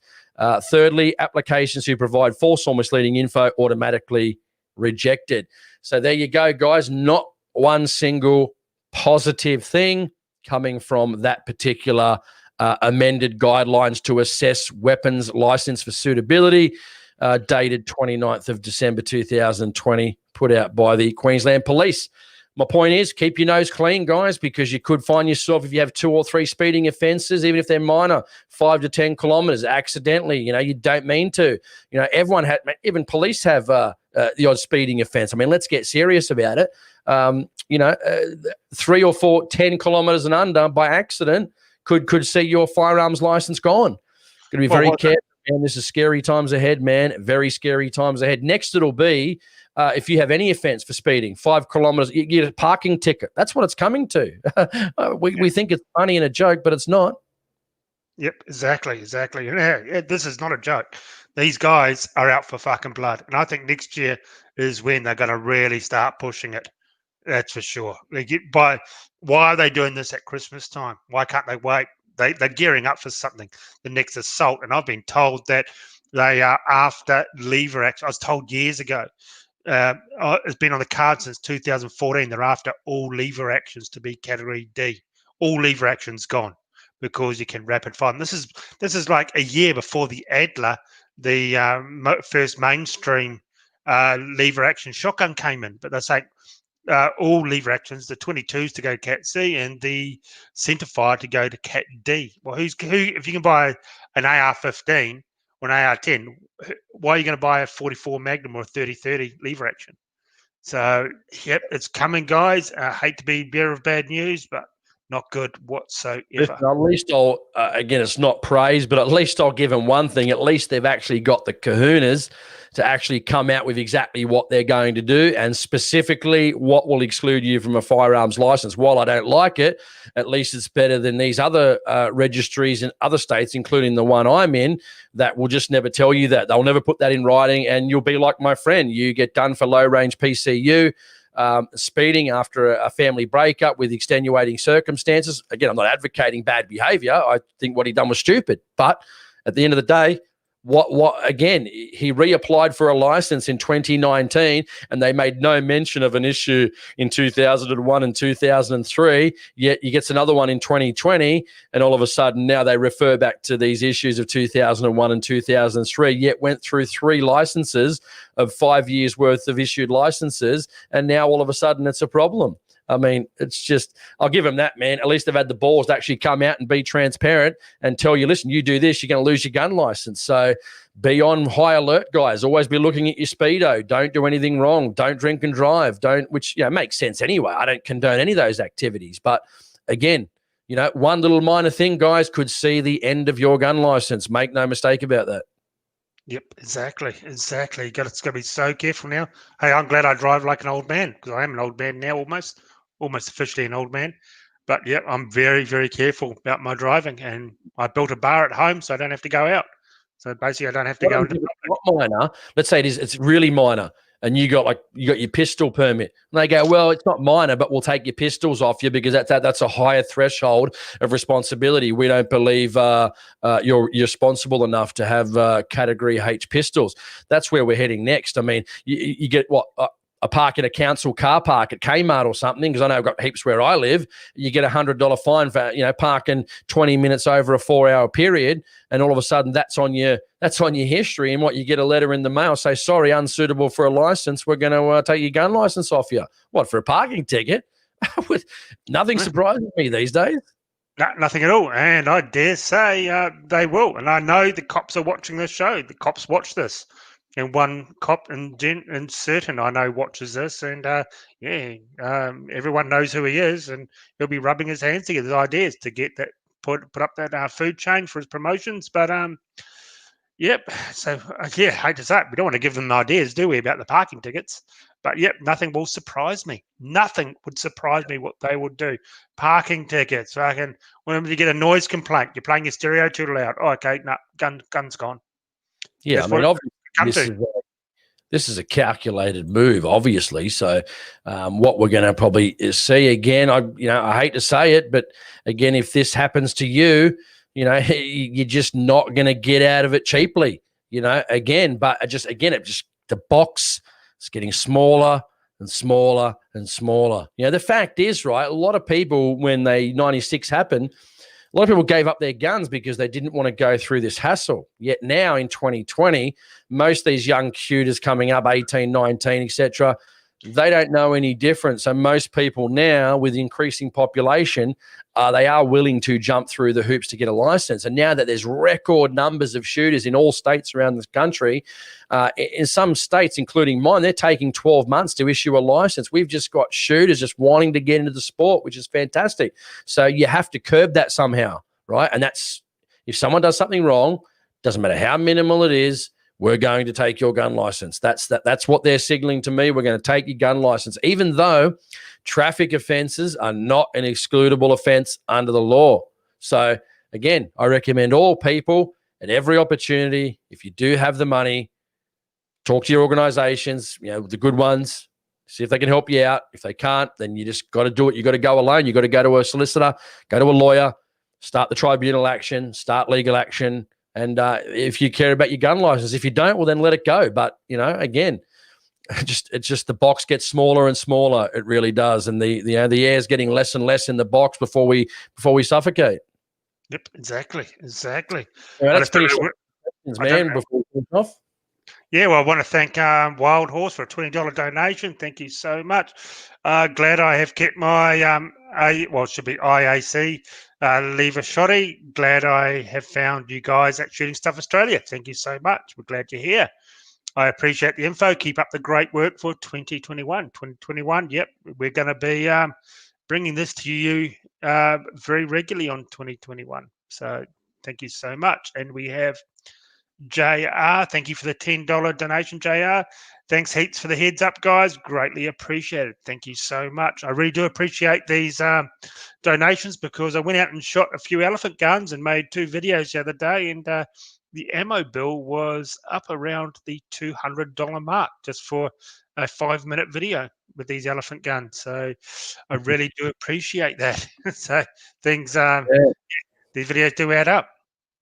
Yeah, one day I really long for the day that I can sit there and get on a live stream and say, oh man, we've got suppressors, guys, where they might be registered items, but you know what? We've got suppressors, we've got something. We've sunk our teeth into something and we've got something. I really long for that day, man. I look so forward to it, on a day that, we can actually, do something. By the way, we can go a little bit longer. I've just got word that something's not on tonight, so we can go longer. It's no problem. Sweet. Well, about that suppressors, dude, I was talking to Browns Plains Firearms, and they were saying the farmer, and he's a very rich farmer here in Queensland, went to court for a suppressor, went to the QCAT. They said, give him the suppressor. His argument's genuine. He can have the suppressor. The cops turned around to the judge and said, nah, fuck that. He ain't getting the suppressor.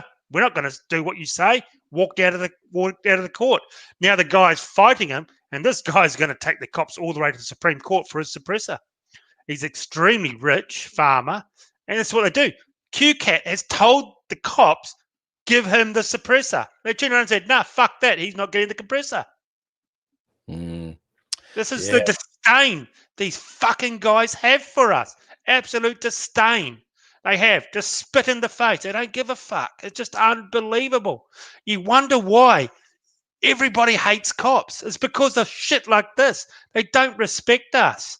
No, you give respect, you get respect from no matter where you are in life. It's not a fucking brain surgeon fucking idea. You respect someone and they'll give respect back to you. I'd love to respect the police force. I'd love to say, oh, man, the cops are on our side. They're helping us out.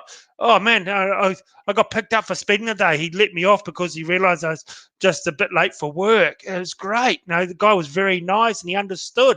But no, it's all about, oh, geez, let's give this guy a ticket or get my promotion or whatever they do. God knows what they, the incentives are for them. But give respect, get respect, and it's in every part of life. But they just don't do it to us. We're just treated like a piece of meat and a number to these guys. Yeah, exactly. It's it's man. I wish I was the same as you, man. I wish it was the same, mate. Like we should be working in with the police. We work together, arm in arm, and sort of in solidarity, and try and make things happen. Try and get illegal guns off the street. If we had the respect from both parties, we came together. Wouldn't that be awesome? Because we could get illegal guns off the streets. We could work with criminals, which we know is the real problem. But apparently if you get a fine, for 10 kilometers or over, somehow you just from an accident, man, everyone gets fines, man. Sorry, you might be lucky, but everyone's had a fine sometime in their life. If you haven't, you've just been lucky or you haven't driven enough. Again, it depends on what you do for a job. We've got couriers, truck drivers that are shooters. People that do interstate truck driving, they drive for their job. Naturally, when you're going to be on the road, you're going to lose some concentration at one time and get a fine or not pay that rego by accident a couple of days late. You know what I mean? Again, we need a bit of realistic help and say, well, yeah, it's just a bit late. Where's where they can make a decision? Make a good decision. But it's not. It's always, oh well, you're a bad boy. Slap on the wrist. You're going to get a fine. Sometimes we need a bit of courtesy, a bit of understanding. Yep, exactly. And like the old days, that's what it used to be about. A bit of understanding, and they look at every case separately. And they did at the time on the side of the road, they used to determine whether you're a dickhead or not. But now it's just by the book. This is it. Bang, bang, bang. You're done. We don't care that you've just lost your wife and kids. We're not interested in that. Here you go. We'll just stick another nail in your coffin. We don't give a shit if you go home and hang yourself. Just pay your fine before you kill yourself. That's all they think about. That's as blunt as it is. And Chris here, definitely right. Thank you so much, Chris, for the donation of $14. I definitely think moving all guns from dangerous people is great. Vic Pole would be back to having battens. Exactly. Well, we can't even have fireworks season. Remember the old fireworks night? Used to enjoy that many years ago. Can't even do that. Remember, I used to do security, and you used to be able to buy battens just off the old disposal store, the old military disposal stores. Like, I used to remember years ago. I used to do some security years ago, and we were allowed to carry them, but I just never did. It was only shopping center security, and then a bunch of these guys were threatening to punch me and this other security guard up. So the company was like, "Here's the money. Go out and buy. You buy battens and cuffs and those sort of things." And we did, and it was just bought them off the shelf. Now you can't get them without a security license, so you just can't do anything now. Yeah, exactly. You get at least you can still buy zip ties for now. But overland, Chris Miller. That's good. Our friend Bagara. One day when I get sick of the shit, I'm going back home. Tell us where you're from, Bagara. At least they can have semi-autos, man. As soon as this Wuhan Chinese bullshit flu thing, the cold's over, man, I'd be packing up and leaving tomorrow if you can have semi-autos. Well, that you talk, man. You got selected for the the US Visa gold card. Was it gold? The green card lottery. You didn't take it. You dirty, dirty human. How dare you? Yeah, it's a while ago now, but yeah, just things didn't line up in life, unfortunately. Yeah, but one day I'll get over there. Man, I just want to get over there and just do some shooting with some friends over there, Hootie, and got a few people in Texas, at the Huntress, Texas. Go sign up to her page. We want to go do some hog hunting over there, some full auto hog hunting.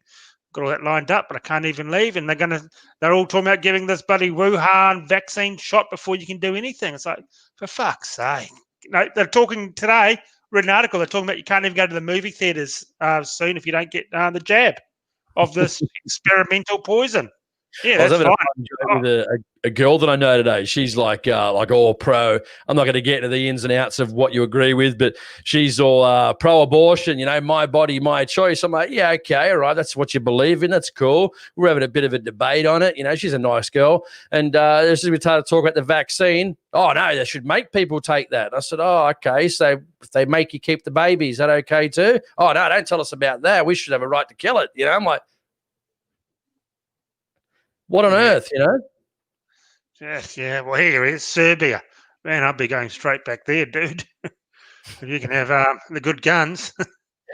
Yeah, I don't think do you leave? Do you leave the country because the gun laws, and it's sort of like the government have won in some it's ways. a tough one, man. You've only got one life. I don't blame people, man, for wanting, geez, even with the semi-auto ban in New Zealand, at least you can still get suppressors, semi-automatic 22s, pump shotguns and semi-auto shotguns. So I wouldn't blame people for going, I've got one life. What are we going to achieve here? What realistically are we going to achieve, as an individual? And no wonder why people are flocking out of the country to New Zealand, America, and other good pro-gun countries around the world. Yep, exactly. Here's one for you, Jason, because I didn't know nothing about Sydney Rangers. All right, can you read it? I'm just on the YouTube. Can you read it for me? William. So it's some range in Sydney, some range in Sydney won't even let you shoot jacketed bullets over 30 cal. Is there any ranges that let you shoot 30 cal jacketed bullets over 30 cal? Because you're telling me, I'm not sure. I know there's some ranges that have got limits on the amount of foot pounds from a fire. No, Silverdale out Western Sydney. They've got certain restrictions on the 3,000 foot pounds of energy. So obviously, then those big cows, I think it's 338. Obviously, the Pua Magnum, if you can get one. Some of those bigger calibers. I mean, even some of those bigger calibers where you might be running smaller bullets, but you're getting a lot more pressure. You just can't shoot some of these guns on the ranges. Again, speak to your local range. Again, I haven't been up to some of these ranges for quite a while. They do have on their notice board guns, calibers you can and can't shoot. And again, some of these are just basic normal calibers. I mean, sort of 300 Win Mag seems to be sort of that you're getting on that limit of 3,000 foot pounds. So, man, soon I'll be shooting a bloody 20p shooting 22, and I want to ban that too. Yep, exactly. I just don't know where it's going to end. I got a funny feeling anything over 223 or 308 is going to be in their sights. That's for sure. And what do you let us know in the comments? I mean, again, on a more positive note, going into 2021, I should say. Shit, man, I'm getting older. Left school in 1998 from high school, man. It's 21 years ago. Let us know what you think. What do you think the way forward is with all these things, especially if you just tuned in and you go back a little bit and look at the restrictions they're looking at for license renewals and granting licenses in Queensland. What do you guys think? What do you think the way forward is, with these continued paper cuts against shooters, the constant, again, we're getting restricted. They're just tightening the noose every year. It's tightening that noose every year. Guns ban.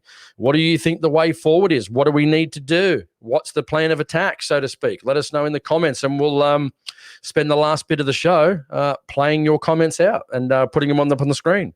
Oh, here's Rose. No full metal jacket at Silverdale allowed. No 300 Win Mag.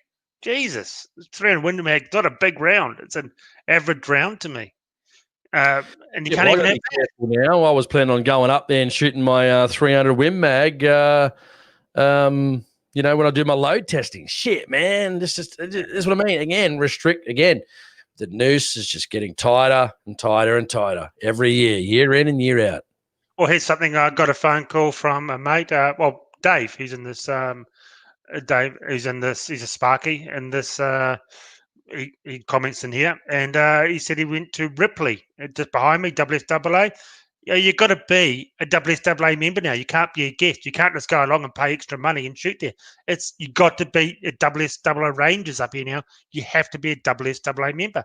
They must be losing members. So now they're saying you can't use our Rangers unless you're WSAA. And you and me said that a few years ago, that this is what the route they're going to go down. And they have. Yeah, exactly. It's definitely a very interesting thing. Hopefully, things will change. But man, I know people say like don't lose the faith, and it's very difficult at times, especially when you're someone like me. I mean, Aaron's been doing this for what, 8-9 years. I've been doing this for 10 years, man, and it's just, man, eventually it start the weight of expectation, the weight of constantly writing letters and meeting politicians, and me I'm on radio shows and putting, getting, I've gone head to head. Who have I gone head to head with, Aaron? Shit, Ben Fordham on 2GB. I've gone head to head with Ray Hadley, Chris Smith on 2GB. I've rang up, Darwin radio stations. I remember I went head to head with Samantha Lee on Triple J Hack. And again, that was 4 or 5 years ago now, and we're actually further behind now than we were 5 years ago. So when are we going to get some results, man? That's what I want to know. When are we going to get some results? Let us know in the comments. What do you think? We want to put your comments up on the screen. I reckon we can make a audio video of you going head to head on the radio shows. I think that'll be a good one. Yeah, it's I enjoy it. I get a bit really nervous before I go on, but then as soon as I'm in a rhythm, I just go for it. What have you got to lose, man? Because I actually believe in what I believe in. That's the thing. You can't catch me out. You can't trip me up, because, I believe in what I believe in, and nothing will change that. So, when I see these, the pro-gun politicians out there, when they don't really believe they don't really believe you should have semi-automatics. They don't really believe in self-defense. They don't really believe in suppressors. They say they do, but when it comes to push to shove, that they don't have the capacity to make the argument on TV, print, radio, whatever it may be. So again, I just believe what I believe in, and I just can't be tripped up. And all the ones I've done, they try, but at least I come out at the end with my head held high and say, well, you didn't get me because I didn't agree to anything. I gave my 2 cents, and that was the end of it. Yep, exactly. I've listened to your show, your radio things, and yeah, pretty good. I don't think I could do that good. I really don't. You got to think on your feet, because these people, mate, these are seasoned professionals. They're at you. Oh, why do you want American-style gun laws? Well, hang on a minute. Let's refer to other countries. Why don't you refer to other countries with high gun crime? Why is it only cool and popular to constantly be hacking on the United States of America? Because you know what? They've got freedom. One of the last countries. Yeah, they've got their own problems, but there's many problems in the USA that need to be sorted out. But again, I really respect, and I've got a lot of mates that people don't understand what the Constitution means to a lot of people. Dumb Australians just say, oh, can't you just change that? No, that's the whole fucking point of it. That is the whole point of it, to stop politicians doing what they're trying to do right now by banning guns. And it was really a masterstroke. It was, imagine that. Politicians of the heyday, Abraham Lincoln and all these people, but back, I don't even know if he even wrote the Constitution, but all the people, James Madison, for an example, writing your rights into stone that can't be trodden on. Like, who would have thought politicians would do that for their citizens? Mate, people don't realize the epicness of that. They really, really don't. Dumb Australians go, oh, can't you just change that? Ooh. No, that's the point of it. That's why it's called a Constitution and a Bill of Rights, dude. Like, fuck, are you serious? And a lot of Americans think, oh, we can just change that. All the lefties and vegans and blue hair butt muncher people, all them. They think, oh, we can just change. We can ignore old sleepy pedophile Joe Biden. He can just ignore all that, and we can get rid of all that shit. But no, I'm sorry, it doesn't work, and it won't work over there. But one thing I do ask my American mates, the Constitution says you bear arms to stand up against a tyrannical government. So how does that work? I'm pretty sure if Joe Biden's up there banning everything, making pedophilia legal and whatever they do, and everyone's had a guts for, if they turn up with a few guns, I'm pretty sure they're not going to get very far in overthrowing the government. So none of them actually know how that legally works over there. And it depends too whether, I don't think you're going to get a lot of, unless you're going to get the military involved. I really don't. When it comes push to shove, you're not going to get, a lot of police or, the sheriffs actually heading out to people's house. I think they'll just stand up and say, most of them will stand up and say no.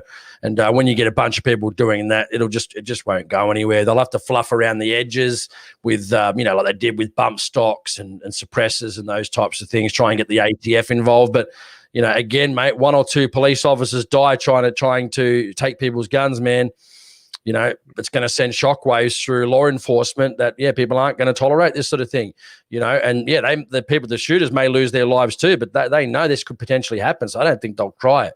They might try on a small scale, but if it escalates to death, I mean, it's going to be all over the news, and it's not going to be good for the shooters, and it's not going to be good for law enforcement. So why bother? Why bother when there's no appetite for it? There's absolutely no appetite for people to remain helpless. That's where, again, Americans just understand self-defense. Australians just don't understand it.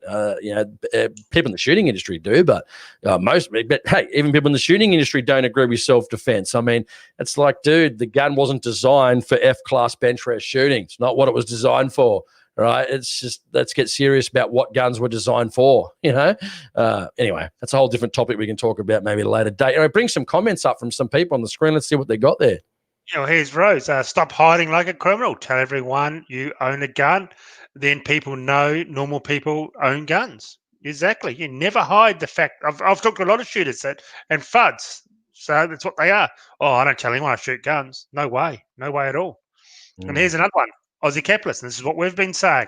Imagine tourist dollars. If you could shoot the guns, tanks, rocket launchers like you can in Las Vegas. Exactly. When they banned in 1996 semi-autos, the international contest stopped dead in the water. And they were normally held in smaller towns around the country.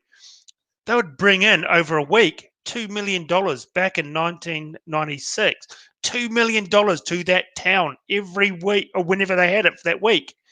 That stopped overnight. Why would they have it? No one's going to bring, no contest can be here because the rest of the world shoots semi-autos apart from Australia. So that was an industry killed just dead in the water. But they didn't care about any of that. They don't care because the shortfall will be made up by speeding fines and red light cameras and so forth, or they'll just tax you more money. And so we need to make up this shortfall. So inevitably the citizens pay. And this is what it comes down to when I see in New South Wales especially, right? Yeah, we want the registry to work more efficiently and, issue licenses within a reasonable time frame. I know because I just went through this myself. Had to wait 12 months for the reissue of a license, okay? But at the end of the day, if you push hard and they go, well, okay, we're going to staff it with 150 people and give you a full online system. Oh, this sounds great, doesn't it? Who do you think is going to pay for it? Do you think they're going to pay for it? No. It'll be like WA, a user pay system where licenses cost hundreds for 12 months, where you've got to reapply every 12 months, where you've got to keep spending big dollars. You've got to have certificates, safety certificates. You've got to have all these things. I mean, again, permits to acquire go from $15, $30 or $40 to a couple of hundred. How do you think these people are going to get paid? There's no money in firearms registration. It doesn't make any money. It's not like real estate or cryptocurrency or index funds or bonds or anything or gold or that makes money. This is a black hole of dead, wasted money. The only money they make is $200 off a license per 5 years and $30 permits. Obviously, there's probably fees in regards to dealer licenses and so forth, but they're not that much really either. It's not going to pay hundreds of people for insurances, for carpet, air conditioning, electricity, office premises, IT systems, computers, employee wages, superannuation, medical issues, all the insurances for if someone gets hurt on site, an employee gets hurt. This is hundreds and hundreds of millions of dollars. People don't realize. So there's no money in licenses. And as far as I was aware too, even that I got told, whether this is true or not, I don't know. When you do your 5-year license through Service New South Wales and New South Wales, they get like $160 to $180 of that $200 fee just to do the over-the-counter to issue you that license. So the registry doesn't get much money from that. And if it's $40 per license fee, that's not going to go far, dude, really. Nah, not at all. Not at all. Here's a bit of a lighter note. Chris says, I vote for the US to invade Australia. Yes, please. Well, cheaper cars, cheaper food, cheaper oil, cheaper products, cheaper booze, cheaper everything. Guns, freedom. Yes, let's become the 51st state of America. It's funny because I always sit there, people go, oh, we've got to be like America. And I go, oh, yeah, just until China or Indonesia invades. Then, oh, hang on. Yeah, this is ScoMo here, Scott Morrison. Would you guys mind just getting on your warships and heading over here with all your guns to help us out? Oh, we hate guns. We hate America. But, man, John Howard would have been the first little shit on the phone. Hey, can you help us out? Bring those guns. Bring your choppers. Bring your planes. Bring your Navy ships. We need you. We need you.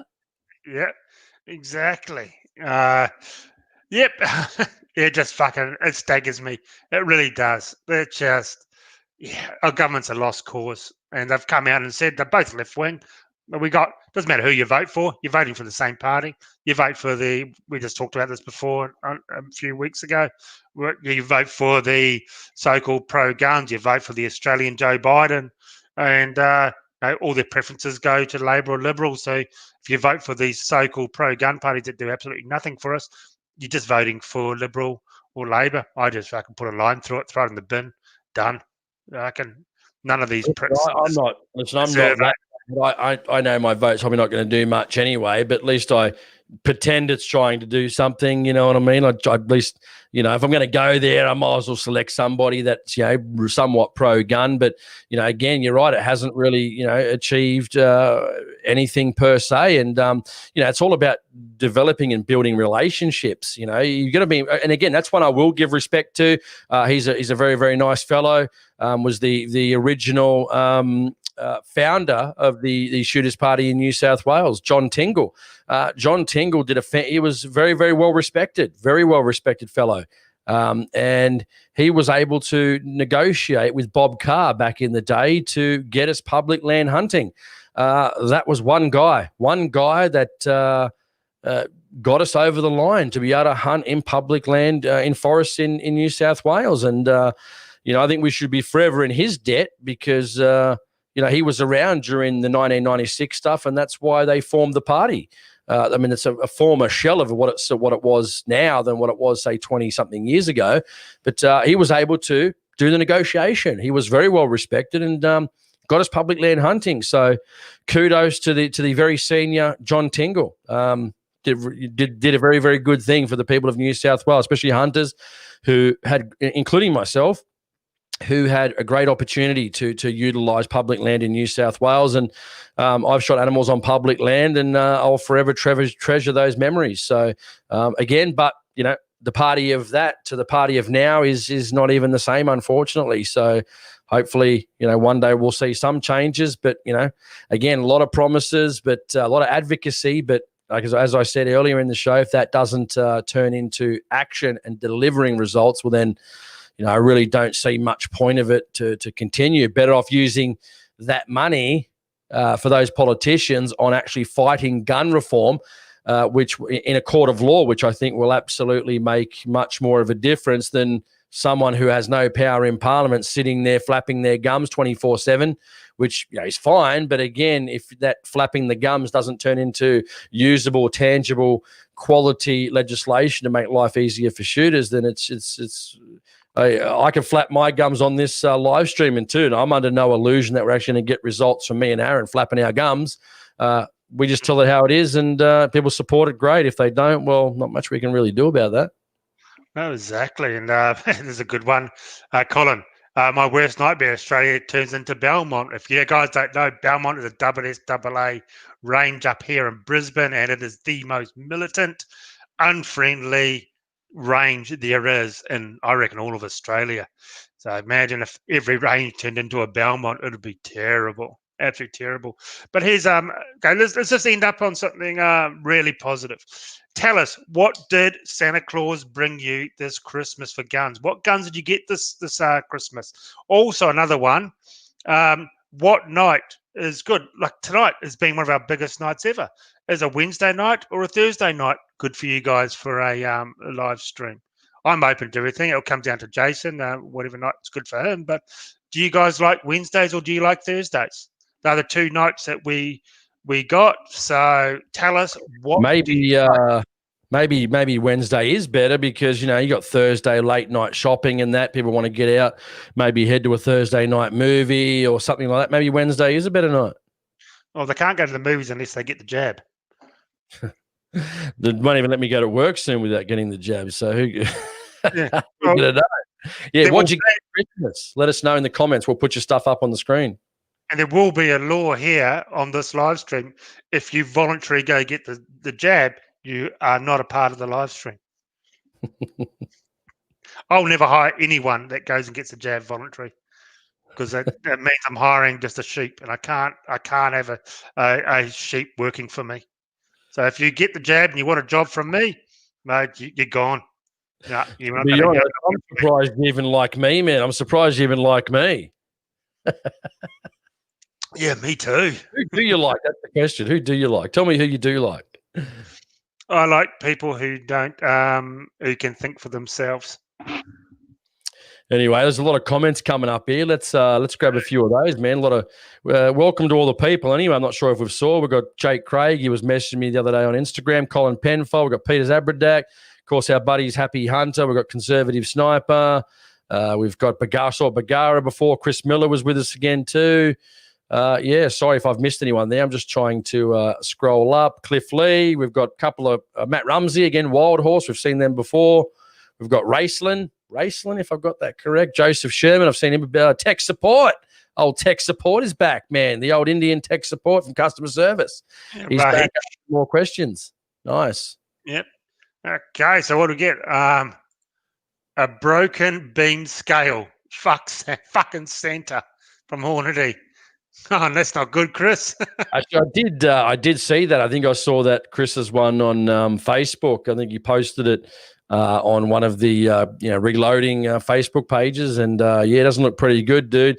Man, go to the RCBS. I think it's 505, if I'm correct. I've got that one. Really good unit, man. You won't go wrong with that. I mean, the Hornady one's normally pretty good too. So, but I've just had good success with the RCBS one. But sometimes you do get a Friday afternoon one. Sometimes that's not indicative of the Hornady products all round. Because, mate, Jesus, man, that's all I buy in regards to their bullets, man. Never had not one shooting a gun that I've got. So, yeah, exactly. A few people are saying Wednesday nights here. Okay, here we go. Tika T3 Light 308. Santa got him one. That was from Matt. There we go. Epic Fly. Never seen you before. Welcome to the show, Epic. Good to see a new face here. Santa didn't get me a gun, but he got me a brand new fishing gear. Good stuff. That is awesome. Cliff. Colin said he can't afford some new guns for a while. Mate, I hear you. I'm bloody, all my money's tied up in investments at the moment, so I got no money to buy any guns. Luckily, I was able to get that VX5 HD for a good price, and I was surprised because I was talking to Aaron about it. And I asked him about the Impact 29 reticle, and they're normally about $1,800, $1,850, but didn't realize the price that he was offering. I thought it was a great price. Then when I spoke to Aaron, I go, shit, man, the Impact 29 reticle is like $200 US more than it is here in Australia. And then when I looked at some Australian prices as well, because that's what just popped up first when I searched it on Google, I was like, shit, man, they're about $2,400, and bloody hell, I got it for about $1,000, man. So I'm like, mate, I'm not sure if I should tell him, but I just snapped up that deal straight away. I would have snapped it up because I use the Leupold HD for the 5 HD for my main hunting scope, and it's awesome. It's either that or the Zeiss V4, and now Jason and me, you own the same scopes, and yep, those two scopes seem to be really good. I do just maybe, the Zeiss V4 has a little bit clearer glass, but they're both extremely good scopes. Hey, and I was really surprised. I dropped my 3006 straight on the scope and didn't even lose zero. And I mean, dropped it as in I took a chunk out of it, and she just still works really well. Yeah, just remind me never to give you, never let me touch your guns or hold them in your hands. You end up dropping them. Have you noticed that? As I'm getting older, I seem to bloody drop primers, and every time I'm loading a bloody thing, I drop the case with the powder on the ground. I'm doing it all the time. Don't say that. The cops are watching. They'll take your license. Oh, yeah. I mean, I happened to look and I go, oh, shit, I dropped primers and then dropped this. And I thought, man, I'm going to start dropping guns soon. That's no good.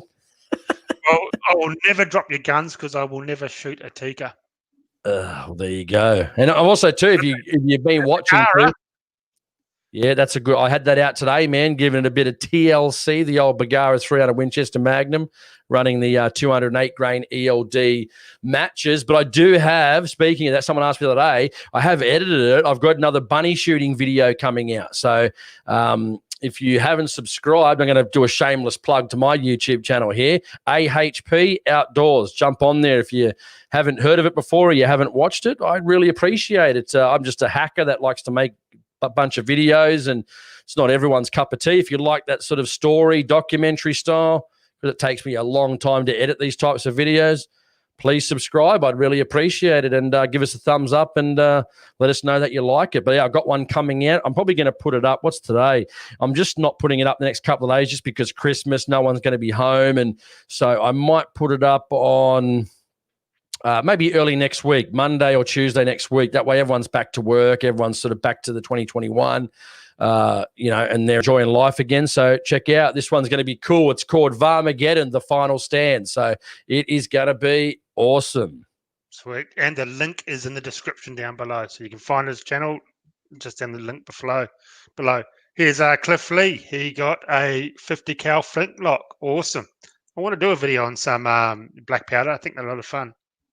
Yeah, absolutely. And that'll be good because I said, like the videos that Aaron's going to do next year, and that it'll be good because we'll be able to do different types of firearms without, group testing and all this stuff, just going out there and enjoying different types of firearms, shooting them, and doing it that way. I think ultimately people are actually going to see what a gun can do instead of, just sometimes just smashing paper, which is good. But like I always say to Aaron, sometimes the group test with ammo, your gun might group well with this ammo, but then again, I buy that same gun and that ammo doesn't really shoot anywhere near as well, if at all, in the gun that I buy. Again, not all two barrels are made the same. You've only got to get one small issue in a barrel, not even an issue, just the way no two barrels are the same. So again, always getting good reloads, reloading your own ammunition if you can afford it. You can really get the best out of your gun with some good reloads. Yep, exactly. So West, must be in the land of the free, not in Australia, the land of the oppressed. I got 7 polymer 80s and 3,000 pieces of 45 AC brass. Thanks for the chat, guys. Thank you so much, West, for tuning in. Yep, 80% polymers, man, awesome. Not in this country, unfortunately. Everyone's saying, dude, looking at Wednesdays. Yeah, right. 99% of the comments saying come to Wednesdays. So all right, well, Wednesday it is then. Wednesday it is at the moment then. Good. So in a week's time, in 2021, Wednesday nights for the live stream. And let's hope we get numbers like this. It's still at 177. Unbelievable after 2 hours. This is unreal. You guys are the best. But we say that every week. And we got another super chat. Debs from JC Coops. Debs and Lem Leb Dem. Seymour K. I reckon we should start a range association to compete with WSAA and to fight legal battles. This is very spooky for me, being a new shooter, 18 years old, going for my license. Good stuff, dude. Get that license and enjoy yourself. It'd be great to set up like the NSC to get ranges, but it just costs so much, and the loopholes and the pure bullshit the cops and weapons licensing, I know here in Queensland, force people to do just to get a legal range up and running. It's millions of dollars per range, millions. Just to get up and running, the paperwork, they make it so hard. So pretty much if you haven't brought your range or got it set up from donkeys years ago, the financial will be huge, absolutely huge. And people complain about belonging to a club that costs you $300-400 a year. My club's almost $500 a year to belong to, but it's not WSAA or anything. It's an indoor pistol club that covers me for pistol and rifles because you can shoot your 22s and shotguns there. But I can totally and utterly understand why it does cost that much, because of the police and their bullshit, continuously fighting range templates and all this sort of crap. It's just endless. Let me say one thing too. This one's important too. People are sort of commenting about public safety. I mean, if that was the case, they'd actually go after criminals. I mean, how do they make me safe by banning a certain type of firearm? Police can't be, on every street corner in front of every property waiting for somebody to commit a crime. I mean, again, police investigate crime. They don't really stop crime. They might catch people in the commission of a crime, which is generally pretty rare. Generally it's after the crime has been committed. So again, public safety is the guys, but if they did do that and they truly believe that, then they'd be putting things in place to go after criminals, because we know criminals don't get gun licenses. They don't register firearms. I mean, they even give these, bikies like prohibition orders. I mean, they just laugh. They just go, oh, I can't have a gun. Yeah, okay. Right, sure. You know what I mean? Like, they just laugh at this type of stuff. Like, they give them a piece of paper saying you can't own a gun. They just look at it and they go, okay, yeah. They just laugh. Like, let's get serious on crime. Let's get serious on the real people that are committing crime. Okay, guys, I'm going to throw a question out to you guys. Neil H has asked this question twice now. Do we ban him or do we keep him? Neil H, no. WSAA is the best Shooting Stuff Australia. Aaron, same question twice during the night. Do we ban him or do we keep him? You guys decide the fate on Neil. But hang on, maybe he didn't mean to put the extra A at the end, and it's no. Shooting Stuff Australia is the best, but then it wouldn't make sense. There's going to be done it twice during the night. So guys, let's go to court right now. Court of public opinion. So guys, get down in the comments. Do we fuck Neil off or do we keep him? So this is up to you. This is a jury of our peers. We agree with. He just said they're the best. He hasn't really put shit on us. Maybe we give him a break. Maybe we should give him a break. No, but I don't tolerate this awful, awful talk. So come on, guys. Yeah, Neil's fate is in your hands. He said people are saying, no, one says, let's get rid of him. One says, let him learn a bit. We may open his eyes. Yeah, exactly. I mean, Joseph Sherman says, keep him. Aaron Johnson, get on your knees, Neil H. Hang him high. His first defense. Oh, hang on. Where did that go? So far says, Aaron, you read it wrong. Colin Penfold says it's his first defense, so let him go. Exactly. Maybe we shouldn't be like the registries, and it's, show cause, Neil H. Show cause as to why you shouldn't be banned. Neil, put up your defense. You got 2 minutes to write a defense. 2 minutes, or the court of public opinion will come to a conclusion. So 3 minutes, Neil. We're going to give you 2 minutes now at 2 hours and 3 minutes and 14 seconds. Lay your defense now. Someone said here, Summons, he forgot to let me. I'm just reading some of these. Sorry. Surely he's got to be. Surely he's not guilty until proven innocent. So it seems to be people are saying not to give him the flick. Chris Miller's our buddy Chris from Victoria says, "Lol, come on, Azza, you're not the Gestapo. Let's not hang him out to dry by wrestling." Jace Go Fast says he's saying SSAA stands for Shooting Stuff Australia, Aaron. So maybe we've got it totally wrong. We might have got it totally wrong. Neil, let us know. Have we got it wrong? That's why I gave him the first message. Scroll to the bottom. He's there. It says Neil H. Aaron, you are SSAA is Shooting Stuff Australia, Aaron. So no, we could have banned poor Neil, one of our top blokes here. Instead, you want to threaten to ban the poor bugger, Okay, you can stay, Neil. Okay, you saved yourself, but please just take one A off for the love of God. Neil, if I can just give you one piece of advice on behalf of Aaron, do not use Shooting Stuff Australia in the same phrase with any abbreviation such as SSAA. It never, ever ends well for anybody. So if he sees SSAA with his name there, NSSAA, meaning the organisation, it's not going to end well for anyone on the stream. So just remember, guys, don't make that mistake. Don't make that accidental mistake because, you know, it ends badly for everybody. Yeah, mate. I mean, Neil's been watching your videos since day one. How can we possibly? And he's got a bird as his profile picture. How can we possibly get rid of him? Exactly. You saved. I wasn't going to ban him anyway.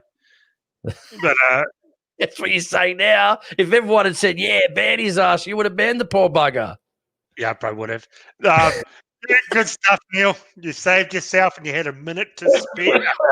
Awesome stuff. Awesome. And that is a warning to all of you out there.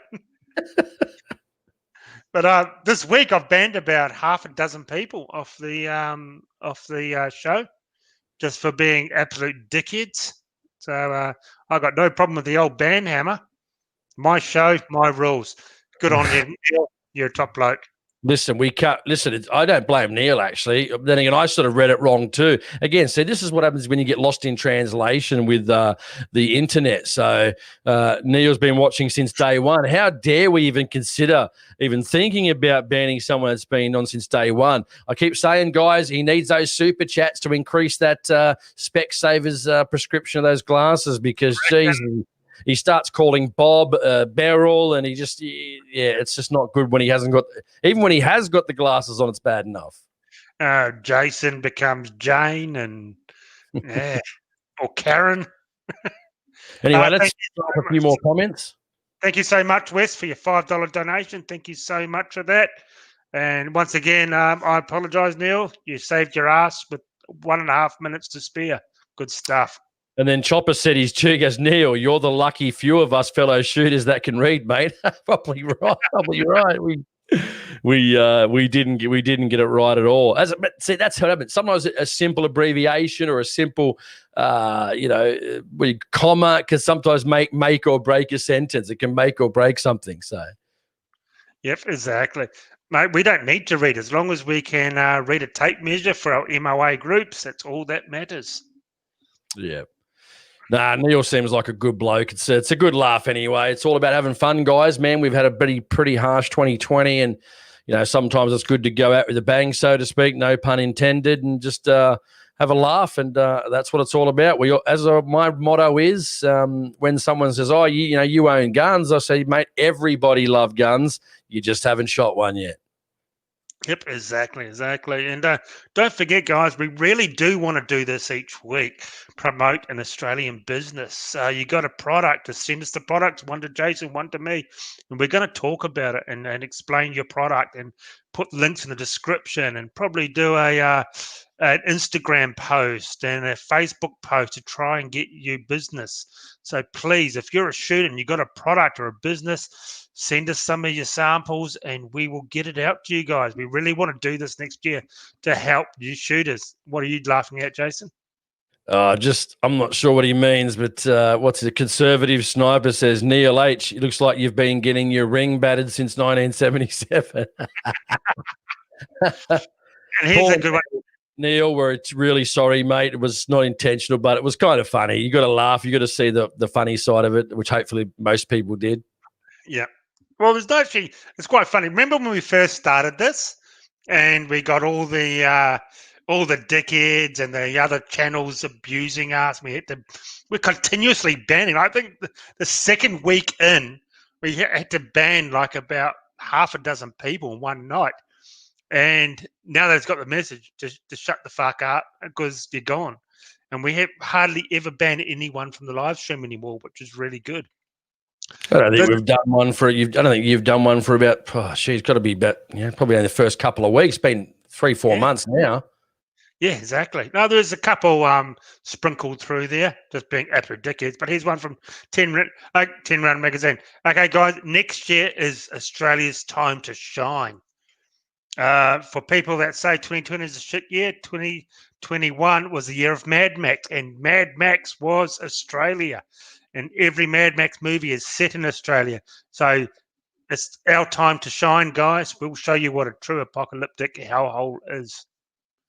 Yeah. Just not our Anyway, just before we finish off, let us know. What'd you get? What'd you buy? I didn't see many comments in there. Sorry if they flick past too fast, but we'll just quickly randomly throw them up, or let us know what you're going to buy in 2021. What's your first plan? Is it a scope? Is it a gun? Is it a pistol? Is it a rifle? Is it a shotgun? Is it some camping gear? Is it some cooking gear? What are you going to buy? Let us know. We'll quickly throw them up on the screen. Aaron, get down the bottom. Aaron, quickly start throwing some of these up on the screen from some of these people quickly. Okay. Matt, 257 Weatherby. Very nice. Weatherby make good guns. The Mark 5s are unbelievable. There you go, Jace. Mickey S, Sauer 100 Classic or the Mauser M18. Yeah, I got a guy that's got a Mauser M18, loves it, and the Sauer's good, very, very good, competitively priced rifle as well. It won my rifle of the year. I actually own it, bought it, and own it. Love it. Okay, we'll start here. You read them. I'll bring them up, Jason. Yeah, all right, who we got? Let's go, mate. We've got Phantom HD, 223 Savage Axis. Nice, perfect, mate. Love it. Great. Hopefully you enjoy it.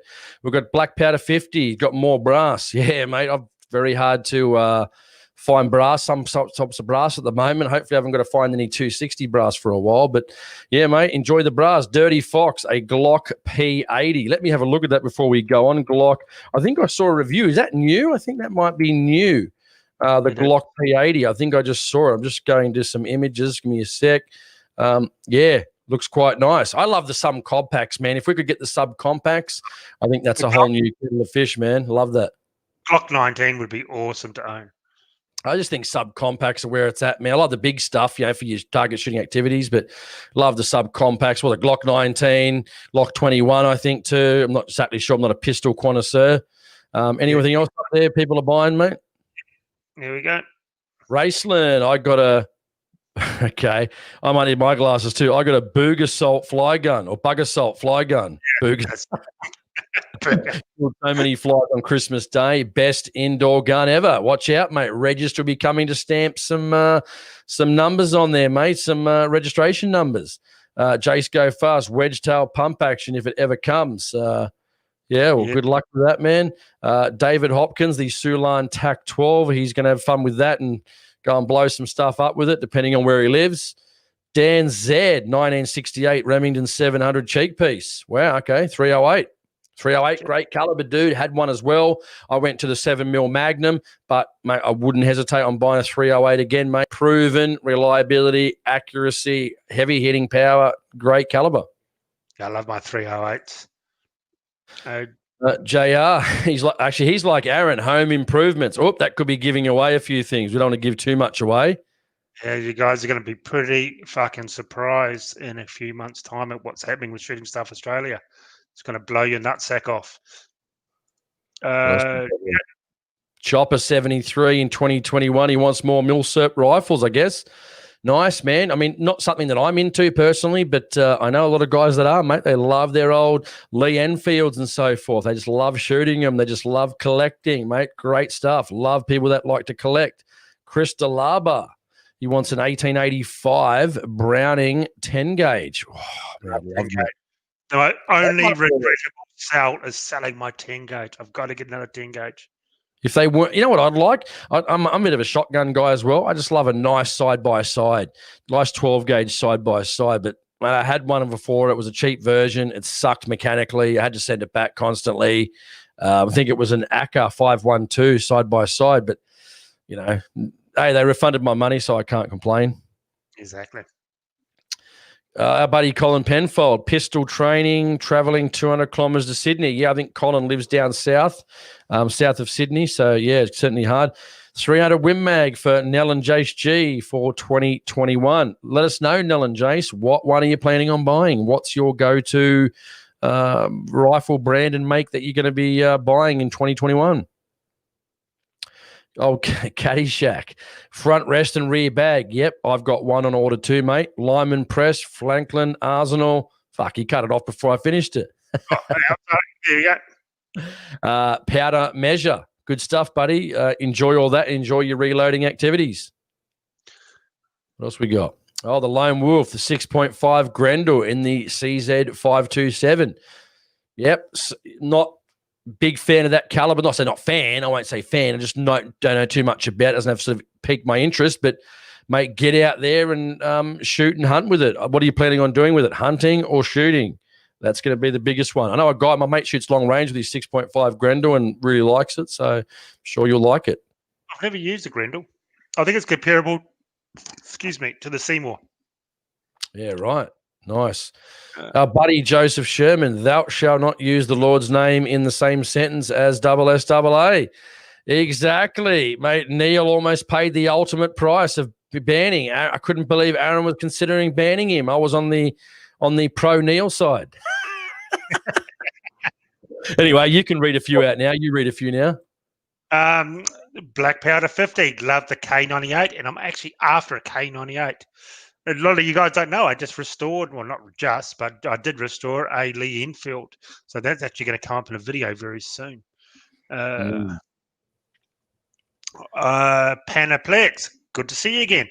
I have saved some money and got a new MDT ESS stock for my Remington 700. Good stuff. And Jason, we were just talking about this, about the, what is it, the Berica? No, the Berica, the, what's the one you got? 301 mag, the, Bagara. Bagara, that's it, Bagara, how good it is. And you can change the stocks around, but the Bagara stocks are really good as they are. Justin, Sulan, TAC 12, good choice. Man, a lot of people, I can tell you now, I've probably had close to 40 or 50 people message me saying, after that video, the top 3 shotguns, they've gone out and ordered a Sulan Arms, which is really good to see. Aaron, Mad Max was only 2 movies. I lay no claim to the other abortions. Fair enough. I hated the new one with Charlize Theron. I actually hated it. That was just garbage. You're right. The first 2 were the best. Shane Gerb, a Ticker, and 300 Win Mag. Good stuff. Good round 300 Win Mag. 10 round mag. Want a 223 straight pull. Good stuff. I don't know who makes a 223 in straight pull. Oh, yes, I do. Warwick Firearms or what's the other one? Wedgetail. Heavy and expensive. That's for sure. I'm actually going to take my Remington 7615 out for a bit of a drive. No, I have not pulled that out of the safe for almost 3 years. So it's going to come out. Hopefully, I was going to come out today, but it rained. But I'm going out tomorrow, taking that out and see how well this thing actually groups. But I can tell you now, goddamn awful. But you know what I'd do, man? I'd take it out for a drive and leave it. While you're driving, chuck it forward of the vehicle, and then just run over it, man. Run over it and just fucking boom. You know? Insurance job. I've stuck in all the crap all over it. So it's got all the AR-15 stuff because I could. Impractical, heavy, expensive, slow, inaccurate, but fun. That was all about. It's fun. So completely useless gun from what I've done with it, but it's a bit of fun. This is West. In 2021, I'm going to have another Martini Henry. Very nice. I've shot a couple of those at the old Fudd Farm SSAA ranges for some of the older guys, and they are awesome guns. And like I said, if you're still watching, give us a thumbs up. Looks like we've heard a few feelings again with 6 thumbs down at people that are not emotionally secure enough to contribute to the conversation. So they've had to stealthily thumbs down the live stream. So thank you for that. And thank you for your viewership. We really appreciate it. Thank you for giving us an extra view. I don't mind the 6 thumbs down because I'm upsetting some fuds. And I know 2 of them, which is who do give me thumbs down. A couple actually give me a thumbs down every single video. But the last video got 6 thumbs down too. So it must be some of those douchebags that I just banned last week for being dickheads on my page. Vegans that don't want to buy guns would buy more guns. And I don't care if you like my page or not, or like the show. I don't care. I've got a lot of great people on here who do like it. Your opinion means absolutely nothing to me. I don't care that you give me a thumbs down. It doesn't hurt my feelings. I just don't care. I've got all you awesome people who are on here. That's who I care about. The awesome people. One sec. Jace where is it? Oh, gosh, Jace Go Fast says, where to go? Neil H probably had a thumbs down because we were roasting him. LOL. No, mate, Neil's fine in our books. He's a top bloke. He's been since day one. How can we possibly? We can't roast a bloody guy that's been here since day one supporting Aaron. So Neil, if you're still there, we love you, dude. Neil, if you're there, Aaron is really sorry. I would actually give Neil a pass for giving me a thumbs down. I would have sent Neil a thumbs down. Oh, then someone's being cheeky again, giving us a thumbs down and then just 7 and then took it straight back off, you cheeky bastards. Anyway, I reckon anything to finish off, mate, to Yeah, well, guys, if you do have a business, just quickly put it down. Tell us what business you have and if you want us to promote it for you. We want to help you. You guys help me and Jason out, so why shouldn't we be helping you guys out? So you got a business? Tell me just quickly, what business do you have and what products that you'd like to, if you got a product that you want pushed for us, we'll do it for you. Here we go. This is a good one. Chris DeLaba says, not a bad idea. I mean, it's up to Aaron, of course. I don't make the rules around here. I'm just a passenger. But he said, can one of us be on the talk on cam once in a while? Question mark. I don't know. Can they, Aaron? What? Come on the show? Yeah. I guess. Yeah. If you got something interesting to say, yeah, for sure.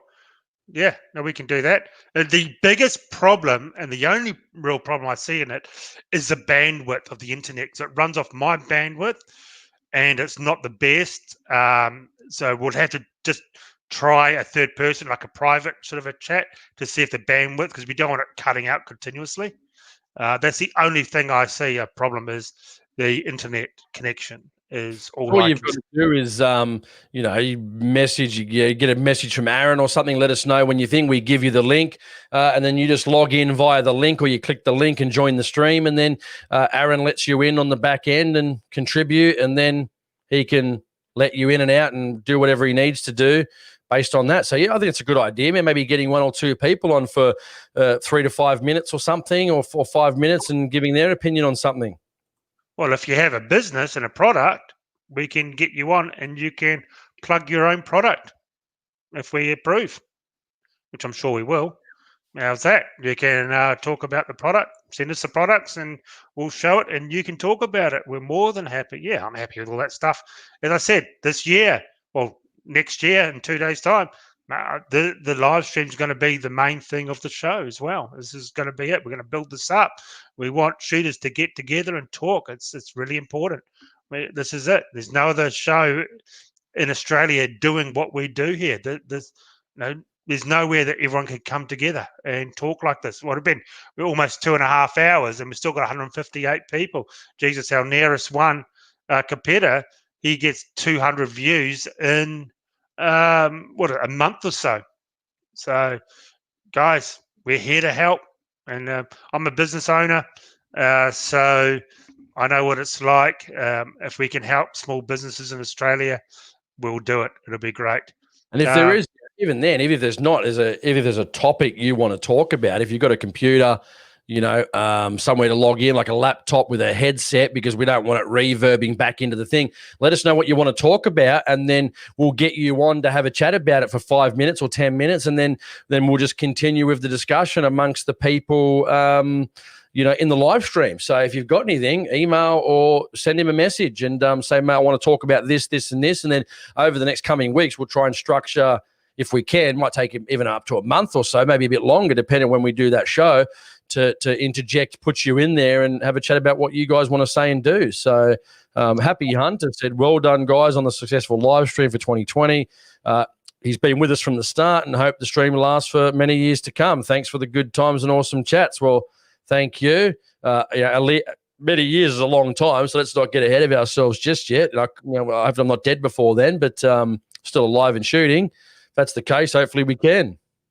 Rose just said we should be able to send in photos. If you want to send a photo in, I don't mind posting up. We do have, Rose, a Fans of Shooting Stuff Australia Facebook page, and sign up to that, and you can post all your photos and everything in that on Facebook. So it's called Fans of Shooting Stuff Australia.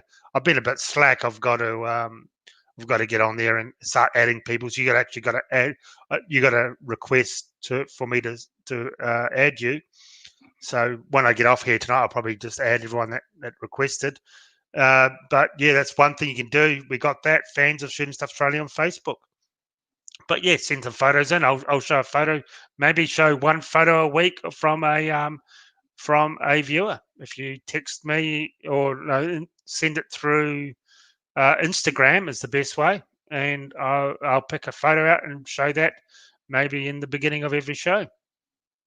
Yeah, and 45 Degrees says Shooting Stuff Australia TV channel. I mean, if we had enough money for that, that'd be awesome. Stick says, what can I do to change the state of gun laws in Australia? That's a whole different topic maybe for next time, dude. I think we're a bit late for that on this show for today, but Matt Beckman says, you guys are absolute legends. Well, I am. Don't know about Aaron, though, but Hey, everyone wanted me for Prime Minister and you for my Vice Prime Minister. I don't like I like President. Or Aaron makes the decisions, but he knows I'm the brains behind the operation, so I don't like Prime Minister. I think it should be reigning God or something along those lines. Supreme Leader. Anyway, well, I think we'll probably leave it there, mate. People are probably getting 10 o'clock, starting to head to bed. But I think hopefully people, you've enjoyed the show. So anyway, finishing off, what have we got to finish off is I've got a video coming out. Don't forget to check it out. AHP Outdoors, early new year. I might even put it up this week. I don't know. We'll see how I go. But if you haven't subscribed, I'll put a few things on there in the community tab. So it should come up in your subscriptions if you're subscribed. I did have a podcast tonight. I got a message from a guy talking about night vision and thermals. So I did have a podcast that, what time is it? Yeah, it came out at 4 o'clock today, New South Wales time. So check it out on Instagram or the website or the Facebook page or on Podbean where my podcast is. It was just talking about thermals and really blew my mind because I didn't really think a lot of this stuff was happening and why you probably should choose night vision instead of thermals. It's quite good, actually. I was a bit blown away. One time I had to pause the show and just clarify with the guests what we're actually talking about at one stage because I was kind of confused about how people are actually using thermals, mainly night vision, I should say, with an IR illuminator compared to how I thought it was being done mostly. So anyway, very interesting podcast. If you like thermals and you plan on getting thermal, mainly thinking about getting night vision, which is the avenue that he was really pushing because of the benefits, which you can hear in the show. Check it out. It was definitely pretty interesting. So hopefully you guys enjoy that. And hopefully in 2021, I want to try and get out and, make some more videos as well. I just enjoy making videos. I don't care who watches them. If they don't like them, if they do, great. I hope they do. But if they don't, well, that's fine. More rabbit blasting, maybe some fox calling. If I can find some properties, maybe even some deer, goats, and pig hunting, making some more doco-style hunts. I really want to do that as well. Yes, exactly. And all the links to Jason's is also down in the description, which you can find his podcast. I'll link his new podcast tomorrow, actually. Yes, it's basically, this is it for 2020. I see one person that I can actually ban here. Aaron Johnson, I think. What do you think here? Guys, court of public opinion again. Someone get a bucket. The Kiwi is talking shit again. Do we ban him or do we keep him? Now you've only got 30 seconds to lay mate, your... Mate, don't worry. Hey, listen, at the end of the day, even the Kiwis disowned him. Don't worry. They don't want him back anyway. We're stuck with the bastard, so don't worry. It's quite funny. I've got an Australian passport. I'm an Australian citizen. And I'm doing an Australian shooting show because hardly any other Australians do it. And running one of the best shooting shows and the biggest podcast on YouTube, and I'm a Kiwi for you. Oh, I'm going to say awesome Australians because you're all awesome. What about shooting NZ Australia, shooting New Zealand Australia? There you go. Yeah, no, I'm not a fan of Kiwis actually. Not a fan of New Zealand, to be quite honest. Anyway, it's funny, man. Yeah, no, it is. Anyway, thank you so much, guys. It has been a fantastic year. It's been a wild year. YouTube channel was taken down. Had to start all over again. So smash that subscribe button. I want to see another 130 people subscribers by the time I turn this off. Just go and hit that. It's been a big year. Started all over again. Yeah, it's been very interesting. And this year, 2021 is going to be a monster year. I've got some really big plans actually for YouTube. So stay tuned for that. You'll find that out in a few months' time, what we plan on doing. And I just want to say thank you to all the Patreons. And I'm sure Jason wants to thank his Patreons as well. If you haven't signed up, please go and sign up for a couple of bucks a month to our Patreon pages. Once again, links in the description. But please just enjoy the videos and share the videos that Jason and I make, because that's what gets our name out there if you guys share them. Yeah, I don't think you can ban Aaron. He goes, it's all in jest, Aaron. You guys are awesome. See you next year. And I think it was Joseph Sherman said, he goes, just keep these to a reasonable length. The only reason we're going this long, guys, is because basically we're both really on holidays and we've got nothing else to do pretty much. So when we get back to New Year, it's just back to the normal 7:30 to 9 o'clock New South Wales time, or 6:30 to 8 o'clock Queensland time. Queensland got to get with this daylight savings, man, and probably maybe we'll even keep it to 7:30, even when what do they call it? It goes back to thing. We'll see how we go. Anyway, we're not sure yet. We'll see how we go, but it'll go back to the regular 1.5 hour programming, so you all don't fall asleep on us. But we will, as you guys have been saying, we'll change it to Wednesdays. So we'll change it to Wednesdays. So the next show will be next Wednesday, the first one for the year. So it'll be next Wednesday. So I just want to say thank you to everybody this year for helping the show out and for being very loyal and really good people. And I absolutely love connecting with you guys every single week. I know it's very hard.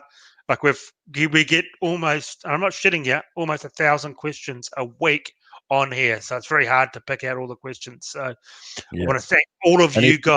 Thumbs down, come on, reverse it now. You know you want to reverse it. We've got 199 to 7. We need to get over that 200. So if you've thumbs it down, come on, just put a thumbs up. You know you want to put a thumbs up, please. Yep, exactly. Well, if you haven't done it, just do it. We've had, I bet you we're going to get a ton of views, because what it says here, what we can see, it normally 4 to 5 times as many views we get by the time we turn this off.